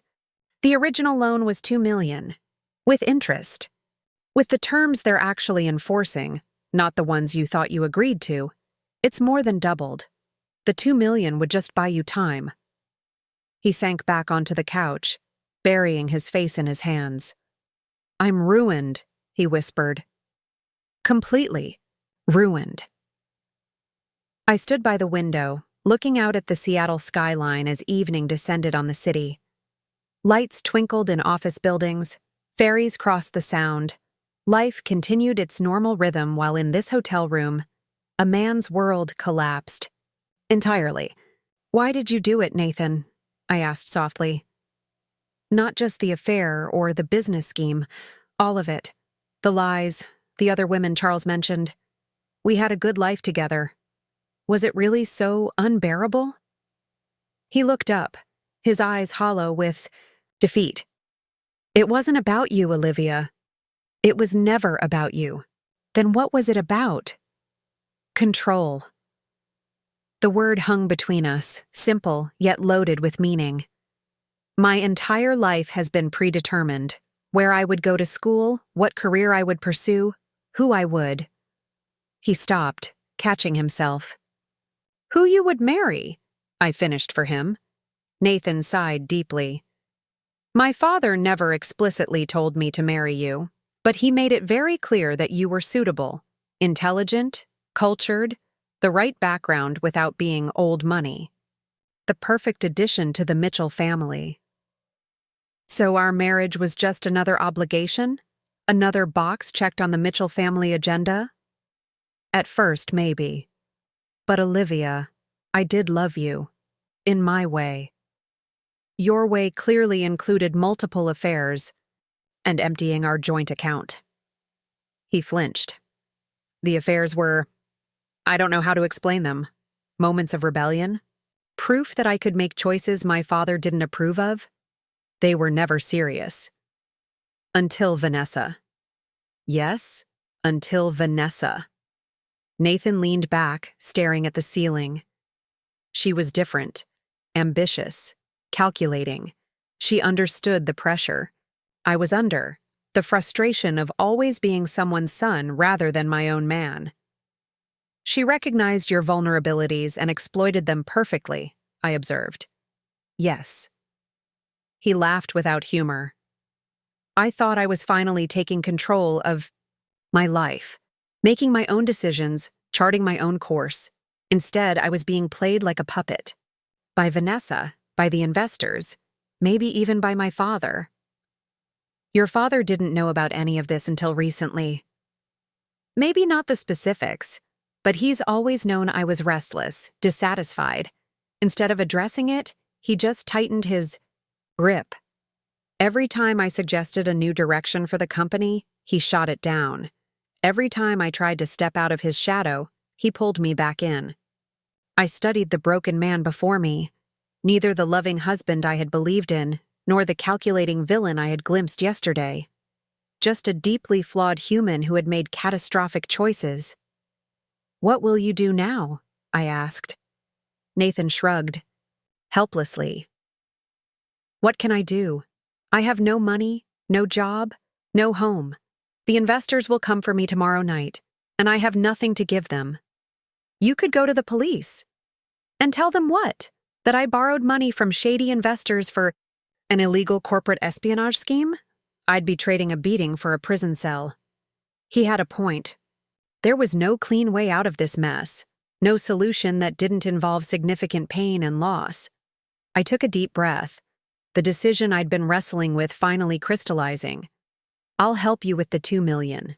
Not because you deserve it, but because I don't want violence, regardless of who the victim is.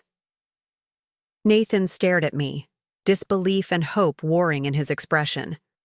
You'd do that? After everything? With conditions, I clarified. First, you will sign a formal agreement acknowledging that this is a one-time humanitarian distribution that does not affect my control of your trust. Second, you will cooperate fully with your father's legal team regarding the corporate espionage. And third, you will leave Seattle immediately after paying these investors. Leave? Where would I go? Anywhere that isn't here. You've burned too many bridges, Nathan. You need a fresh start, far away from the Mitchell name and all its entanglements. He considered my terms, desperation gradually giving way to resignation. And after I leave? What happens to the rest of what I owe?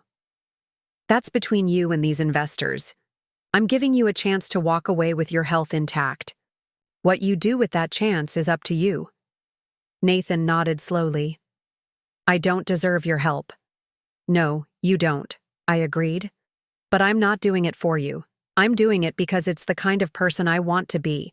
Someone who doesn't use power to punish, even when punishment is deserved.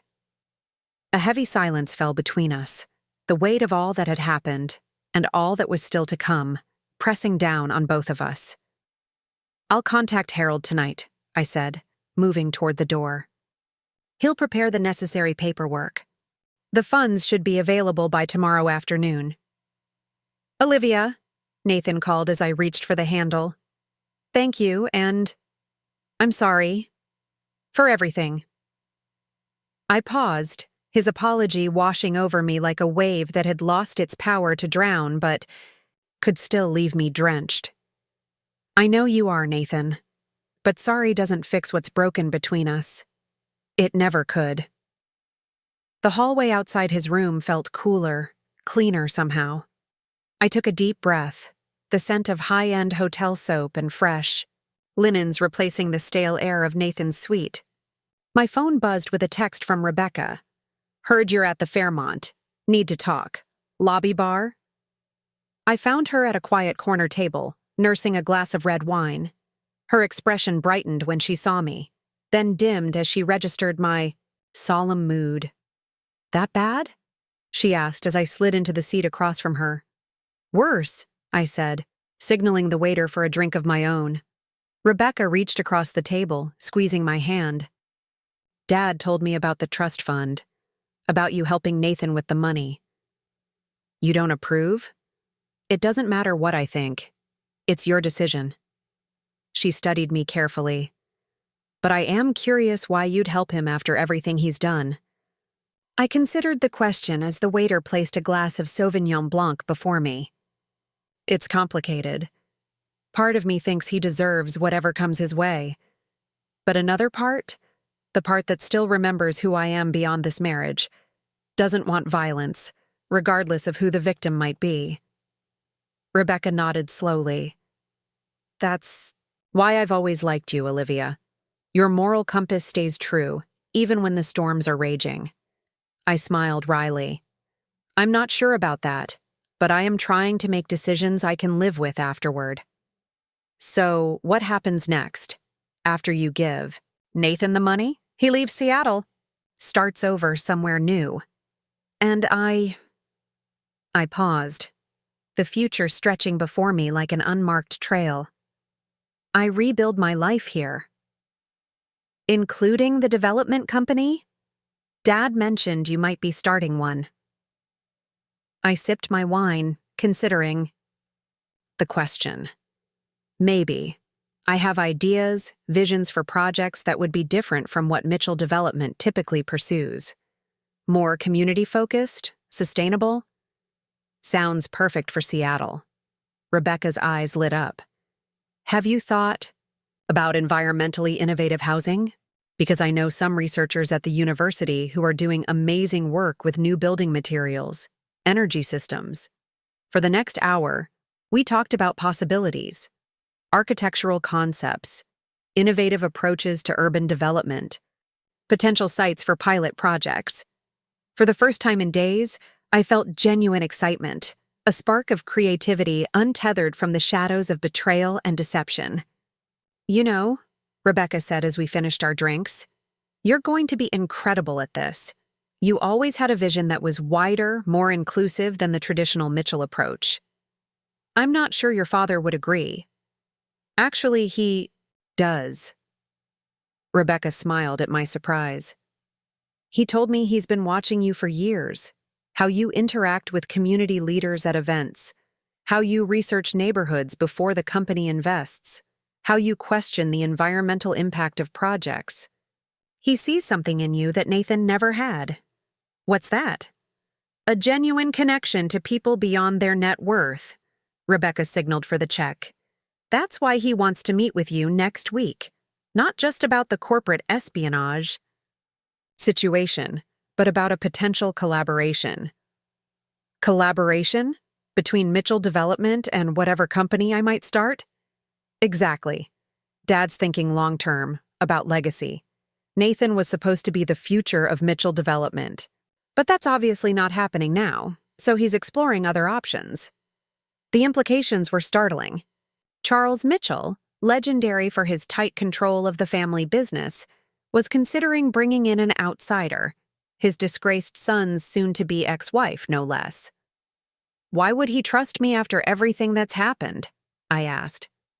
Rebecca shrugged. Because unlike Nathan, you've demonstrated integrity even when it would have been easier not to. That matters to Dad more than blood. After Rebecca left, I remained at the table, turning her words over in my mind.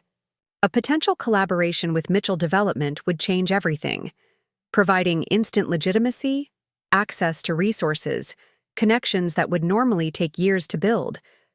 But it would also mean remaining tied to the Mitchell family, to the legacy that had suffocated Nathan. Would it eventually do the same to me?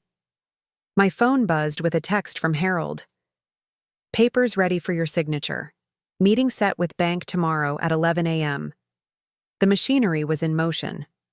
By this time tomorrow, Nathan would have the money he needed to buy his freedom, from the investors, if not from the consequences of his choices.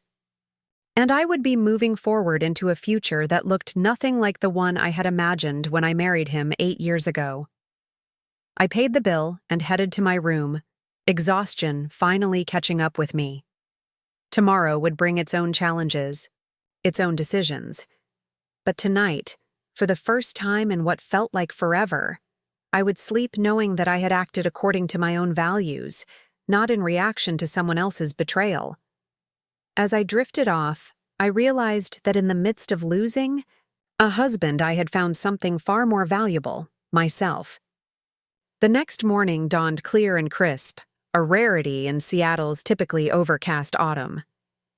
I dressed carefully in a charcoal suit and emerald blouse, armor for the day ahead.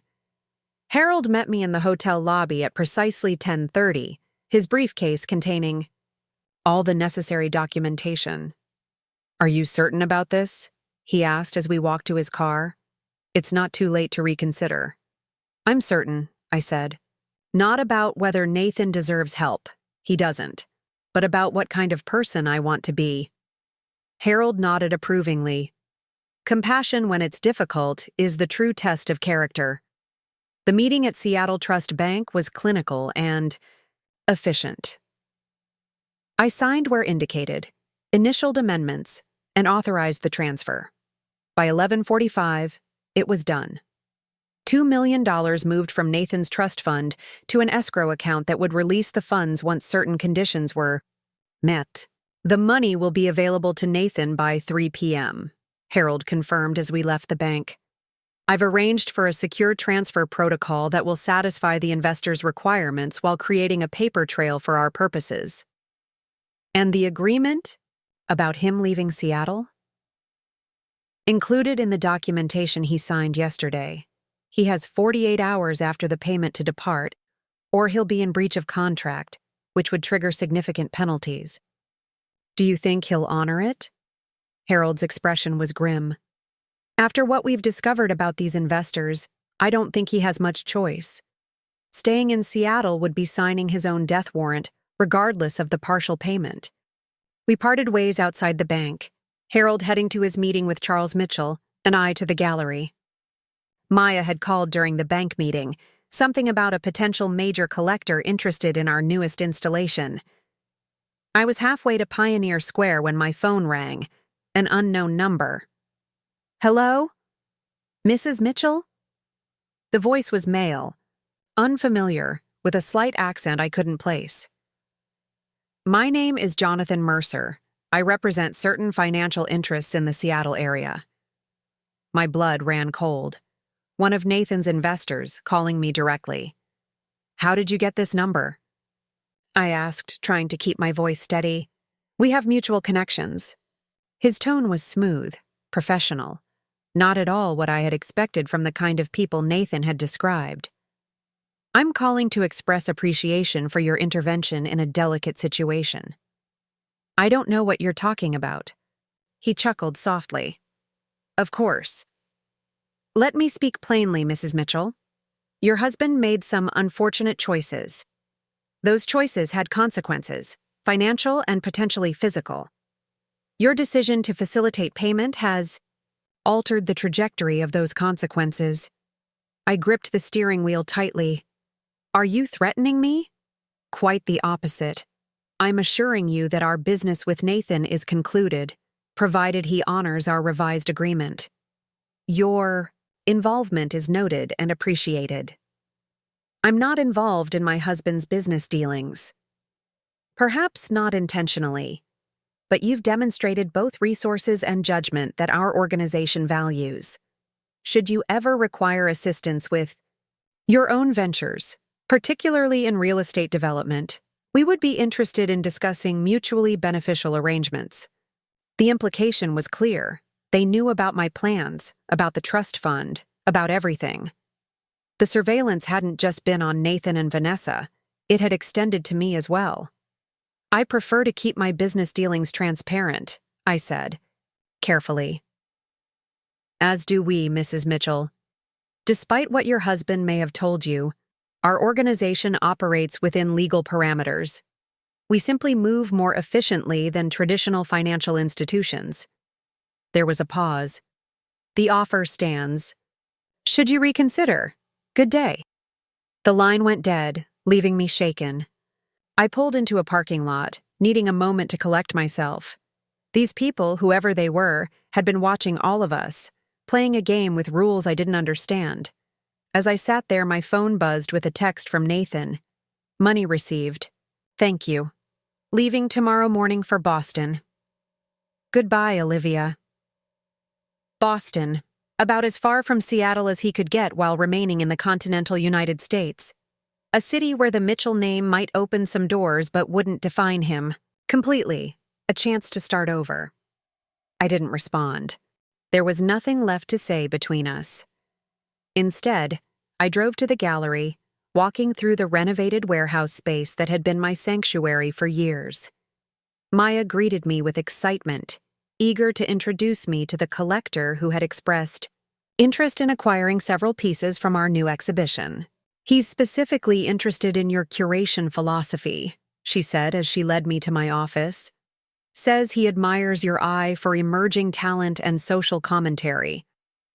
The collector turned out to be a tech entrepreneur who had recently sold his company for 9 figures and was now investing in art as both passion and portfolio diversification. We spent 2 hours discussing specific pieces, artistic movements, and the gallery's future direction. As he was leaving, contracts signed for 3 major acquisitions, he paused at the door. I also hear you're moving into real estate development. Sustainable projects, community-focused. I stared at him, startled. Where did you hear that? He smiled enigmatically. Seattle's a small town in some ways, especially among certain circles. If you're looking for investors who share your vision, my fund might be interested. He handed me his card. Heavy stock, minimalist design, just a name and number. Another door opening, another potential path forward. By the time I left the gallery that evening, I had received 2 more similar overtures. One from an environmental, nonprofit director, another from a city council member known for progressive urban planning initiatives. Word was spreading about my potential new venture, creating momentum before I'd even formally begun. Standing on the sidewalk outside the gallery, I looked up at the Seattle skyline, the Space Needle illuminated against the darkening sky. This city had been my home for more than a decade, first as a hopeful art student, then as Nathan Mitchell's wife, and now as… What, exactly? The answer came to me with surprising clarity, whatever I chose to be. For the first time in years, perhaps ever, my identity wasn't defined by my relationship to someone else. I was simply Olivia, gallery owner, nascent developer, woman standing at the threshold of a future entirely of her own making. My phone buzzed with a text from Charles. Mitchell, dinner tomorrow? 7 p.m. at Canlis. Much to discuss. I smiled, typing my response. Looking forward to it.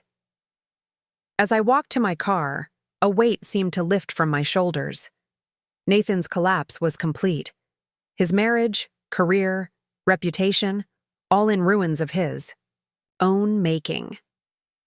But from those ruins, something new was emerging for me. Opportunity, independence, possibility. The game had changed, and somehow, against all odds, I had emerged the winner. 1 year later, I stood at the edge of a construction site in Fremont, watching as workers poured the foundation for what would become Emerald Heights, a mixed-use development combining affordable housing units, locally owned retail spaces, and a community art center.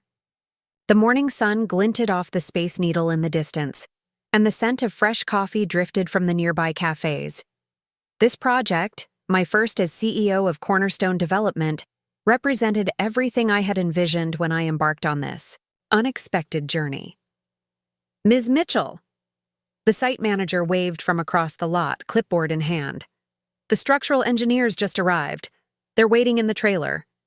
I smiled at the name he used.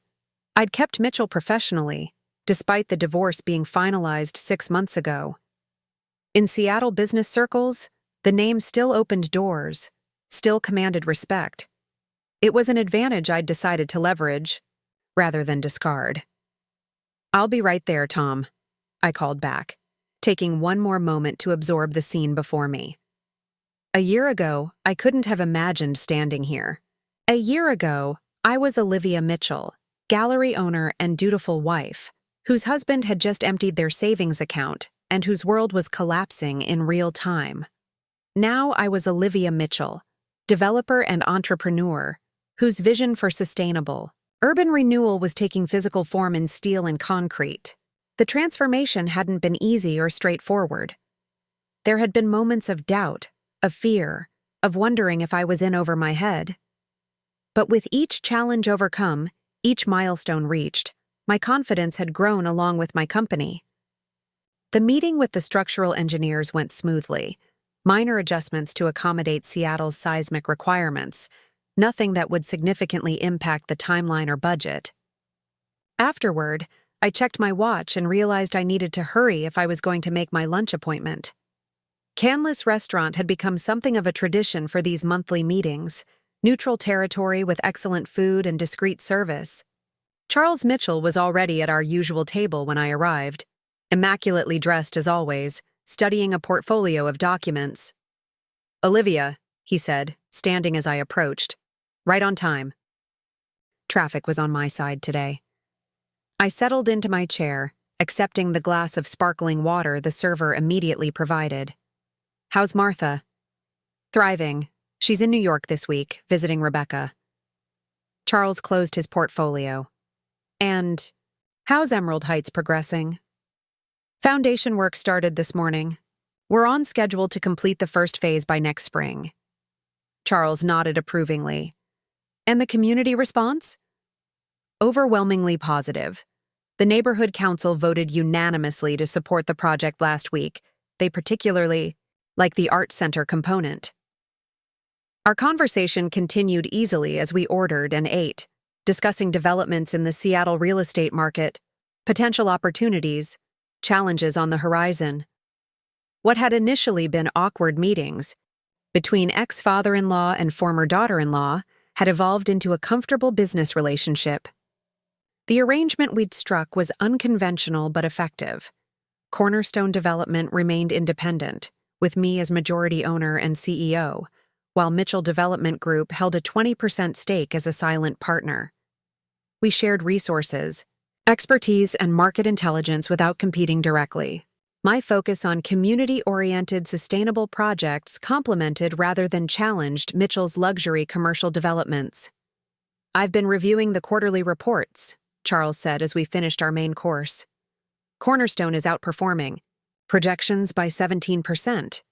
Impressive for a company in its first year." I accepted the compliment with a nod. "We've been fortunate with timing.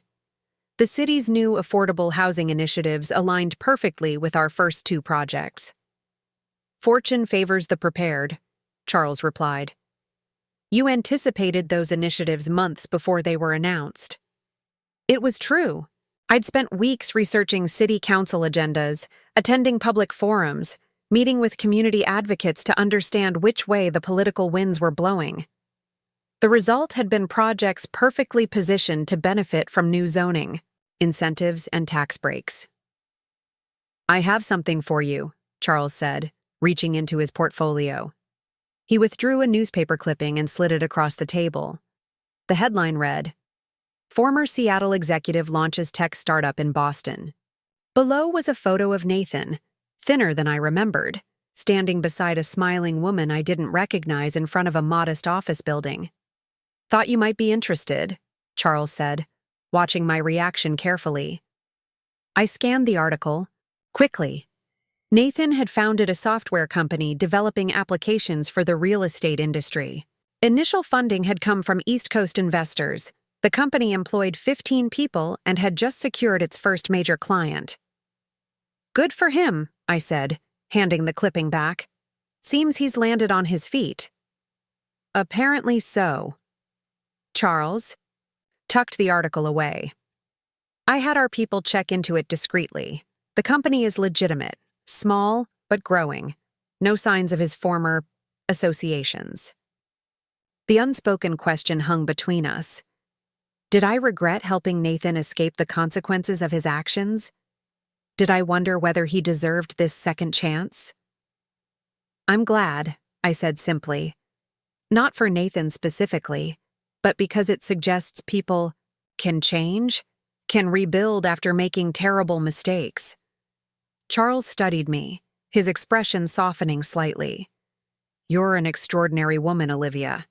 My son never deserved you. Perhaps not, but I wouldn't be where I am today if I hadn't married him. I smiled wryly. Life takes unexpected turns. Our conversation shifted to safer topics, upcoming projects, market trends, Rebecca's new research grant. But as we parted ways outside the restaurant, Charles paused. You know, Martha asks about you constantly. Wants to know if you'd consider joining us for dinner sometime. No business, just family. The invitation caught me off guard. Family? Yes, Olivia. Despite everything, that's how she still thinks of you. How we both do. I felt a sudden, unexpected warmth spread through my chest. The Mitchells had been my family for 8 years, imperious, demanding, but also steadfast and loyal in their way. I had assumed the divorce would sever those ties completely. I'd like that, I said. Tell Martha to call me. We'll set something up. Charles nodded, the gesture somehow more personal than our usual formal handshake. I'll do that. As his driver pulled away, I checked my phone to find several messages from Maya, who now managed both the gallery and my personal schedule with terrifying efficiency. Reporter from Seattle Business Journal called again. Wants to feature you in their Women Changing Seattle issue. Yes, no? I typed a quick affirmative response, then scrolled to the next message. Rebecca called, says she has major news, and wants to meet for drinks tonight. Already added to your calendar for 7 p.m. at Cannon. I smiled, wondering what Rebecca's news might be. Since Nathan's departure, our friendship had deepened into something genuine and valued, untethered from my marriage to her brother. She had even invested personally in Cornerstone's second project, a renovation of a historic building in Columbia City. The final message gave me pause. Harold Winters called. Urgent, but not emergency. Please call him back when convenient. Harold rarely used the word urgent without good reason. I found a quiet corner of the sidewalk and dialed his number. Olivia, he answered immediately. Thank you for calling back so promptly. What's happened? Nothing alarming, I assure you. But I've received a rather interesting inquiry that I thought you should know about immediately. I'm listening. Vanessa Carter has resurfaced. The name sent an unexpected jolt through me. In the chaos of the past year, I had barely thought about the woman who had been the catalyst for my marriage's implosion. Where? I asked. Chicago, apparently. She's been working for a boutique development firm there for the past 10 months, using her maiden name. And the inquiry? Harold's voice took on the precise tone he used when navigating legal complexities. She's applied for a position with Westridge Properties' new Chicago office. They're conducting a background check, and contacted me as part of their due diligence given my connection to Mitchell Development. What did you tell them? Nothing yet. I wanted to consult with you first. I considered the implications. Vanessa had disappeared completely after abandoning Nathan to face his debt alone. Now she was attempting to rejoin the very company that had potentially placed her as a corporate spy in the first place. Either she was brazenly confident or remarkably naive. What would you advise? I asked. Professionally, disclosure of the facts without embellishment. Her involvement in the corporate espionage matter is documented, though never prosecuted. Westridge should have that information before making their hiring decision. And personally? Harold's voice softened slightly. That depends entirely on what outcome you wish to see, Olivia. Did I want revenge on Vanessa Carter? Did I want her to face consequences as Nathan had? Or had the past year granted me enough distance to view her as simply another flawed human, making her way through a complicated world? Tell them the truth, I decided. The documented facts, nothing more. What they do with that information is their business. Very well, I'll prepare a response immediately. After ending the call, I walked slowly back to my car, mulling over this unexpected ripple from the past. Vanessa re-entering the picture, even peripherally, was a reminder that the events of last year weren't fully resolved, might never be. They had changed the course of multiple lives, created new trajectories that continued to unfold in ways I couldn't predict or control. That evening, Cannon's dimly lit interior provided the perfect backdrop for Rebecca's news. She was practically glowing as she slid into the booth across from me, ordering a celebratory champagne cocktail before I could even ask what we were celebrating. "I've been offered the department chair position," she announced, unable to contain her excitement. Youngest in the university's history. "Rebecca, that's incredible." I reached across the table to squeeze her hand. "When do you start?" "Fall semester. There's so much to prepare. Curriculum reviews, research agenda, hiring, plans." She accepted her cocktail from the server with a grateful nod. "I never thought they'd choose me. The other candidates had decades more experience." "But none of your vision or energy," I pointed out. "The university made the right choice." We toasted her success, the conversation flowing easily between professional achievements and personal updates. As always, Rebecca's company was refreshing, direct, thoughtful, tinged with the sardonic humor that had helped her survive in the Mitchell family. "I heard you had lunch with Dad today," she said as we finished our second round. "Monthly strategy session?" "Among other things."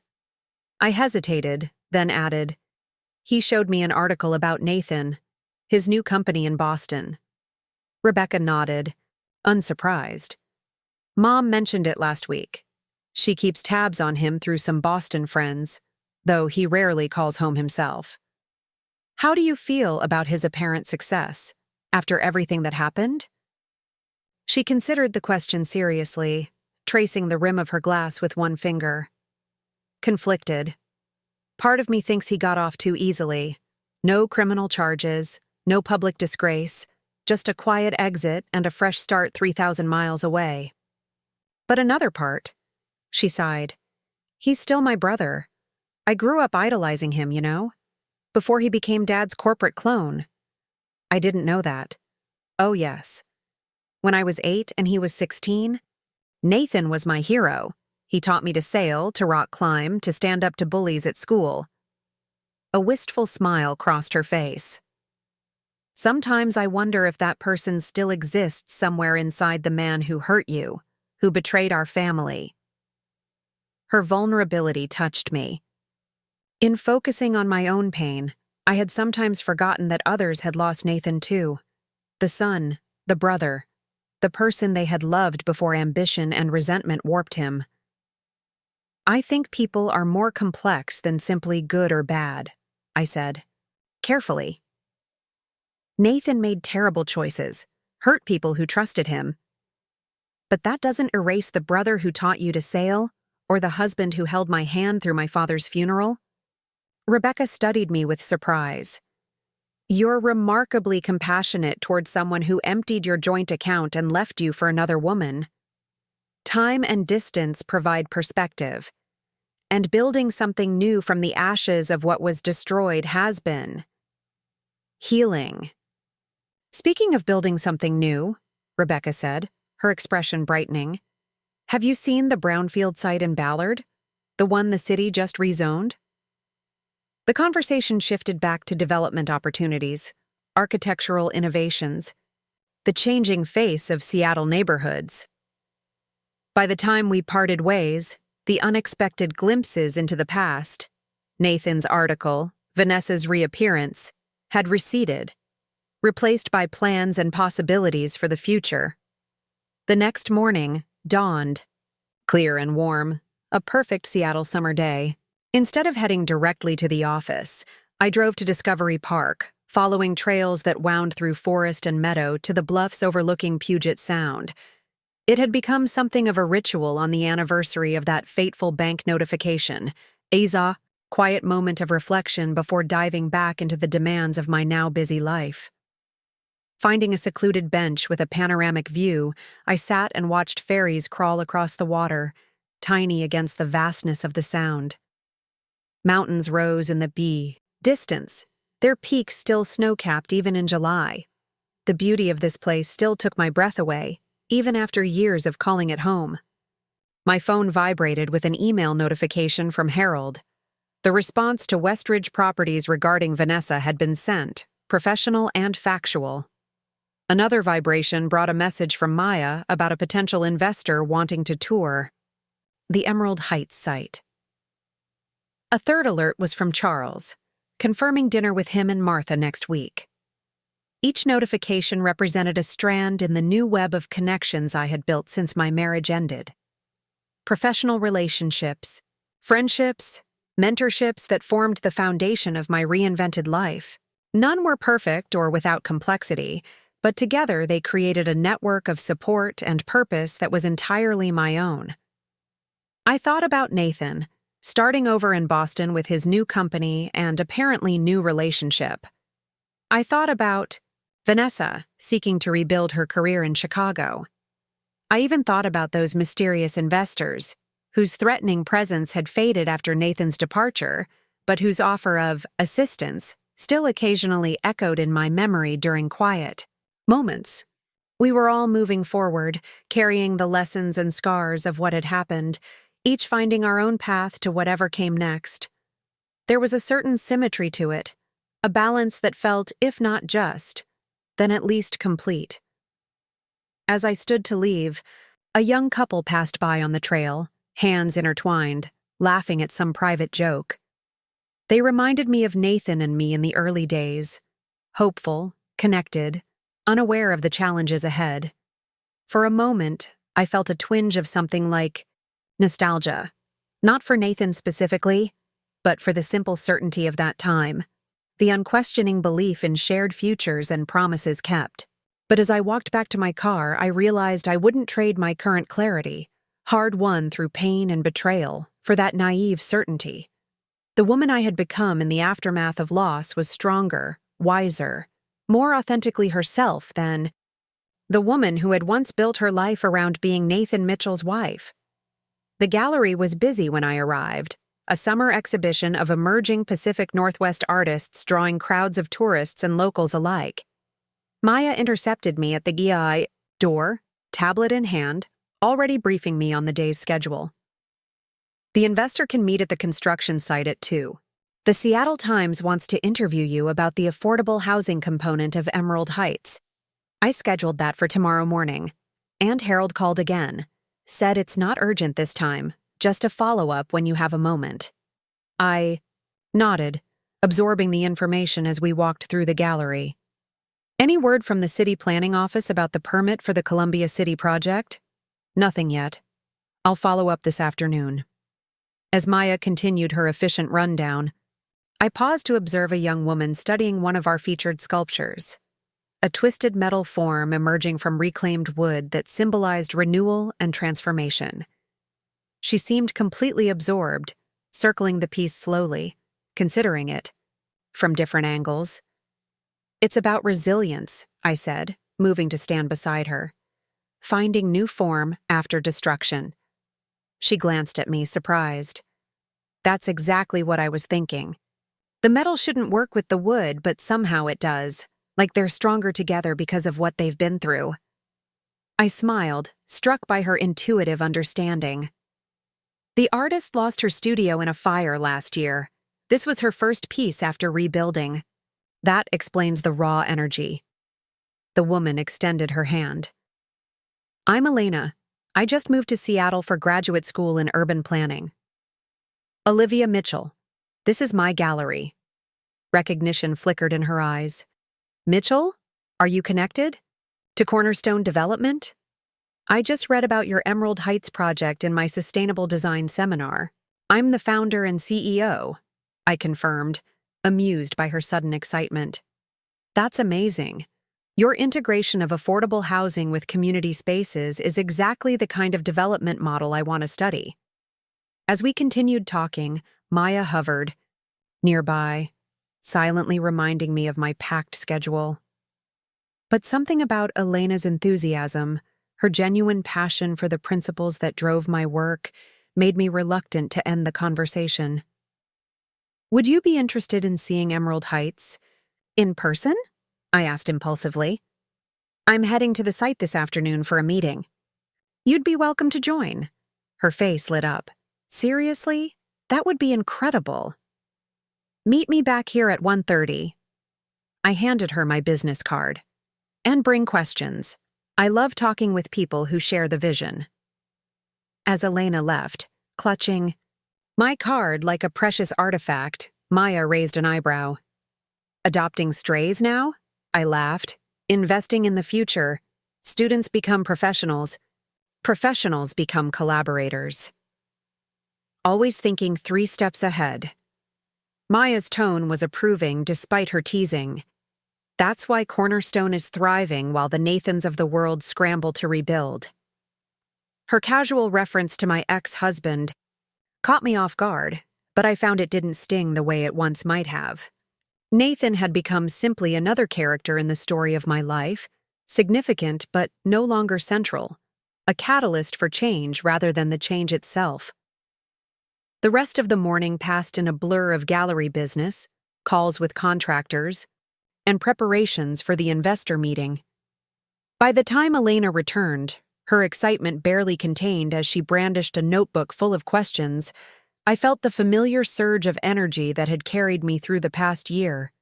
The thrill of creating something meaningful, of shaping not just buildings but communities, opportunities, futures. As we drove to the construction site, Elena's thoughtful questions about urban sustainability gave way to more personal curiosity.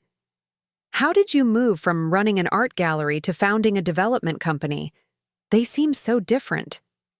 I considered how to answer, how much of my personal history to share with this earnest student. The full story, betrayal, revenge, unexpected power, was too complex for casual conversation. But the essence of it, the transformation at its heart, felt important to convey. "Sometimes life takes unexpected turns," I said carefully. "A year ago, I thought I knew exactly what my future held. Then circumstances changed dramatically, and I found myself with resources and opportunities I hadn't anticipated." "So you just jumped into real estate development?" I smiled at the simplification. "Not exactly. I'd absorbed more than I realized during my marriage to a developer, and I discovered I had ideas about how development could better serve communities, be more sustainable and inclusive." "That's brave," Elena said, "using a difficult change as a launching pad for something new." Her comment stayed with me as we toured the site, as I introduced her to the team, as I watched her engage thoughtfully with the investor who seemed charmed by her enthusiasm. Brave. Was that what I had been? Or simply resilient, adaptive, determined, not to be defined by someone else's betrayal? Perhaps it was all of those things. The woman who had opened her door to find her husband's girlfriend standing there, smug and triumphant, could never have imagined becoming who I was now. That transformation, from betrayed wife to successful entrepreneur, from supporting character to protagonist in my own story, had required courage, yes, but also vision, perseverance, and the willingness to reimagine myself entirely. As the day drew to a close, I found myself on the rooftop of the partially constructed building that would become Emerald Heights, watching the sunset paint Seattle's skyline in hues of gold and rose. In the distance, ferries crossed the sound, mountains framed the horizon, and life continued its steady rhythm in the city I now shaped in small but significant ways. Nathan had taken our savings for his girlfriend, but he had forgotten I controlled his family's trust fund. That single fact had changed everything, set us both on new paths neither could have foreseen. His path had led to Boston, to starting over with depleted resources and damaged reputation. Mine had led here, to this rooftop, this moment, this sense of purpose and possibility. I didn't know what the future held, what new challenges or opportunities awaited. But standing there, surveying what I had built from the ruins of my former life, I knew with absolute certainty that I was ready for whatever came next. The betrayal that had once shattered my world had become instead the foundation for something stronger, more authentic, more truly mine. And for that unexpected gift, I was, despite everything, strangely grateful. Up next, you've got 2 more standout stories right on your screen. If this one hit the mark, you won't want to pass these up. Just click and check them out.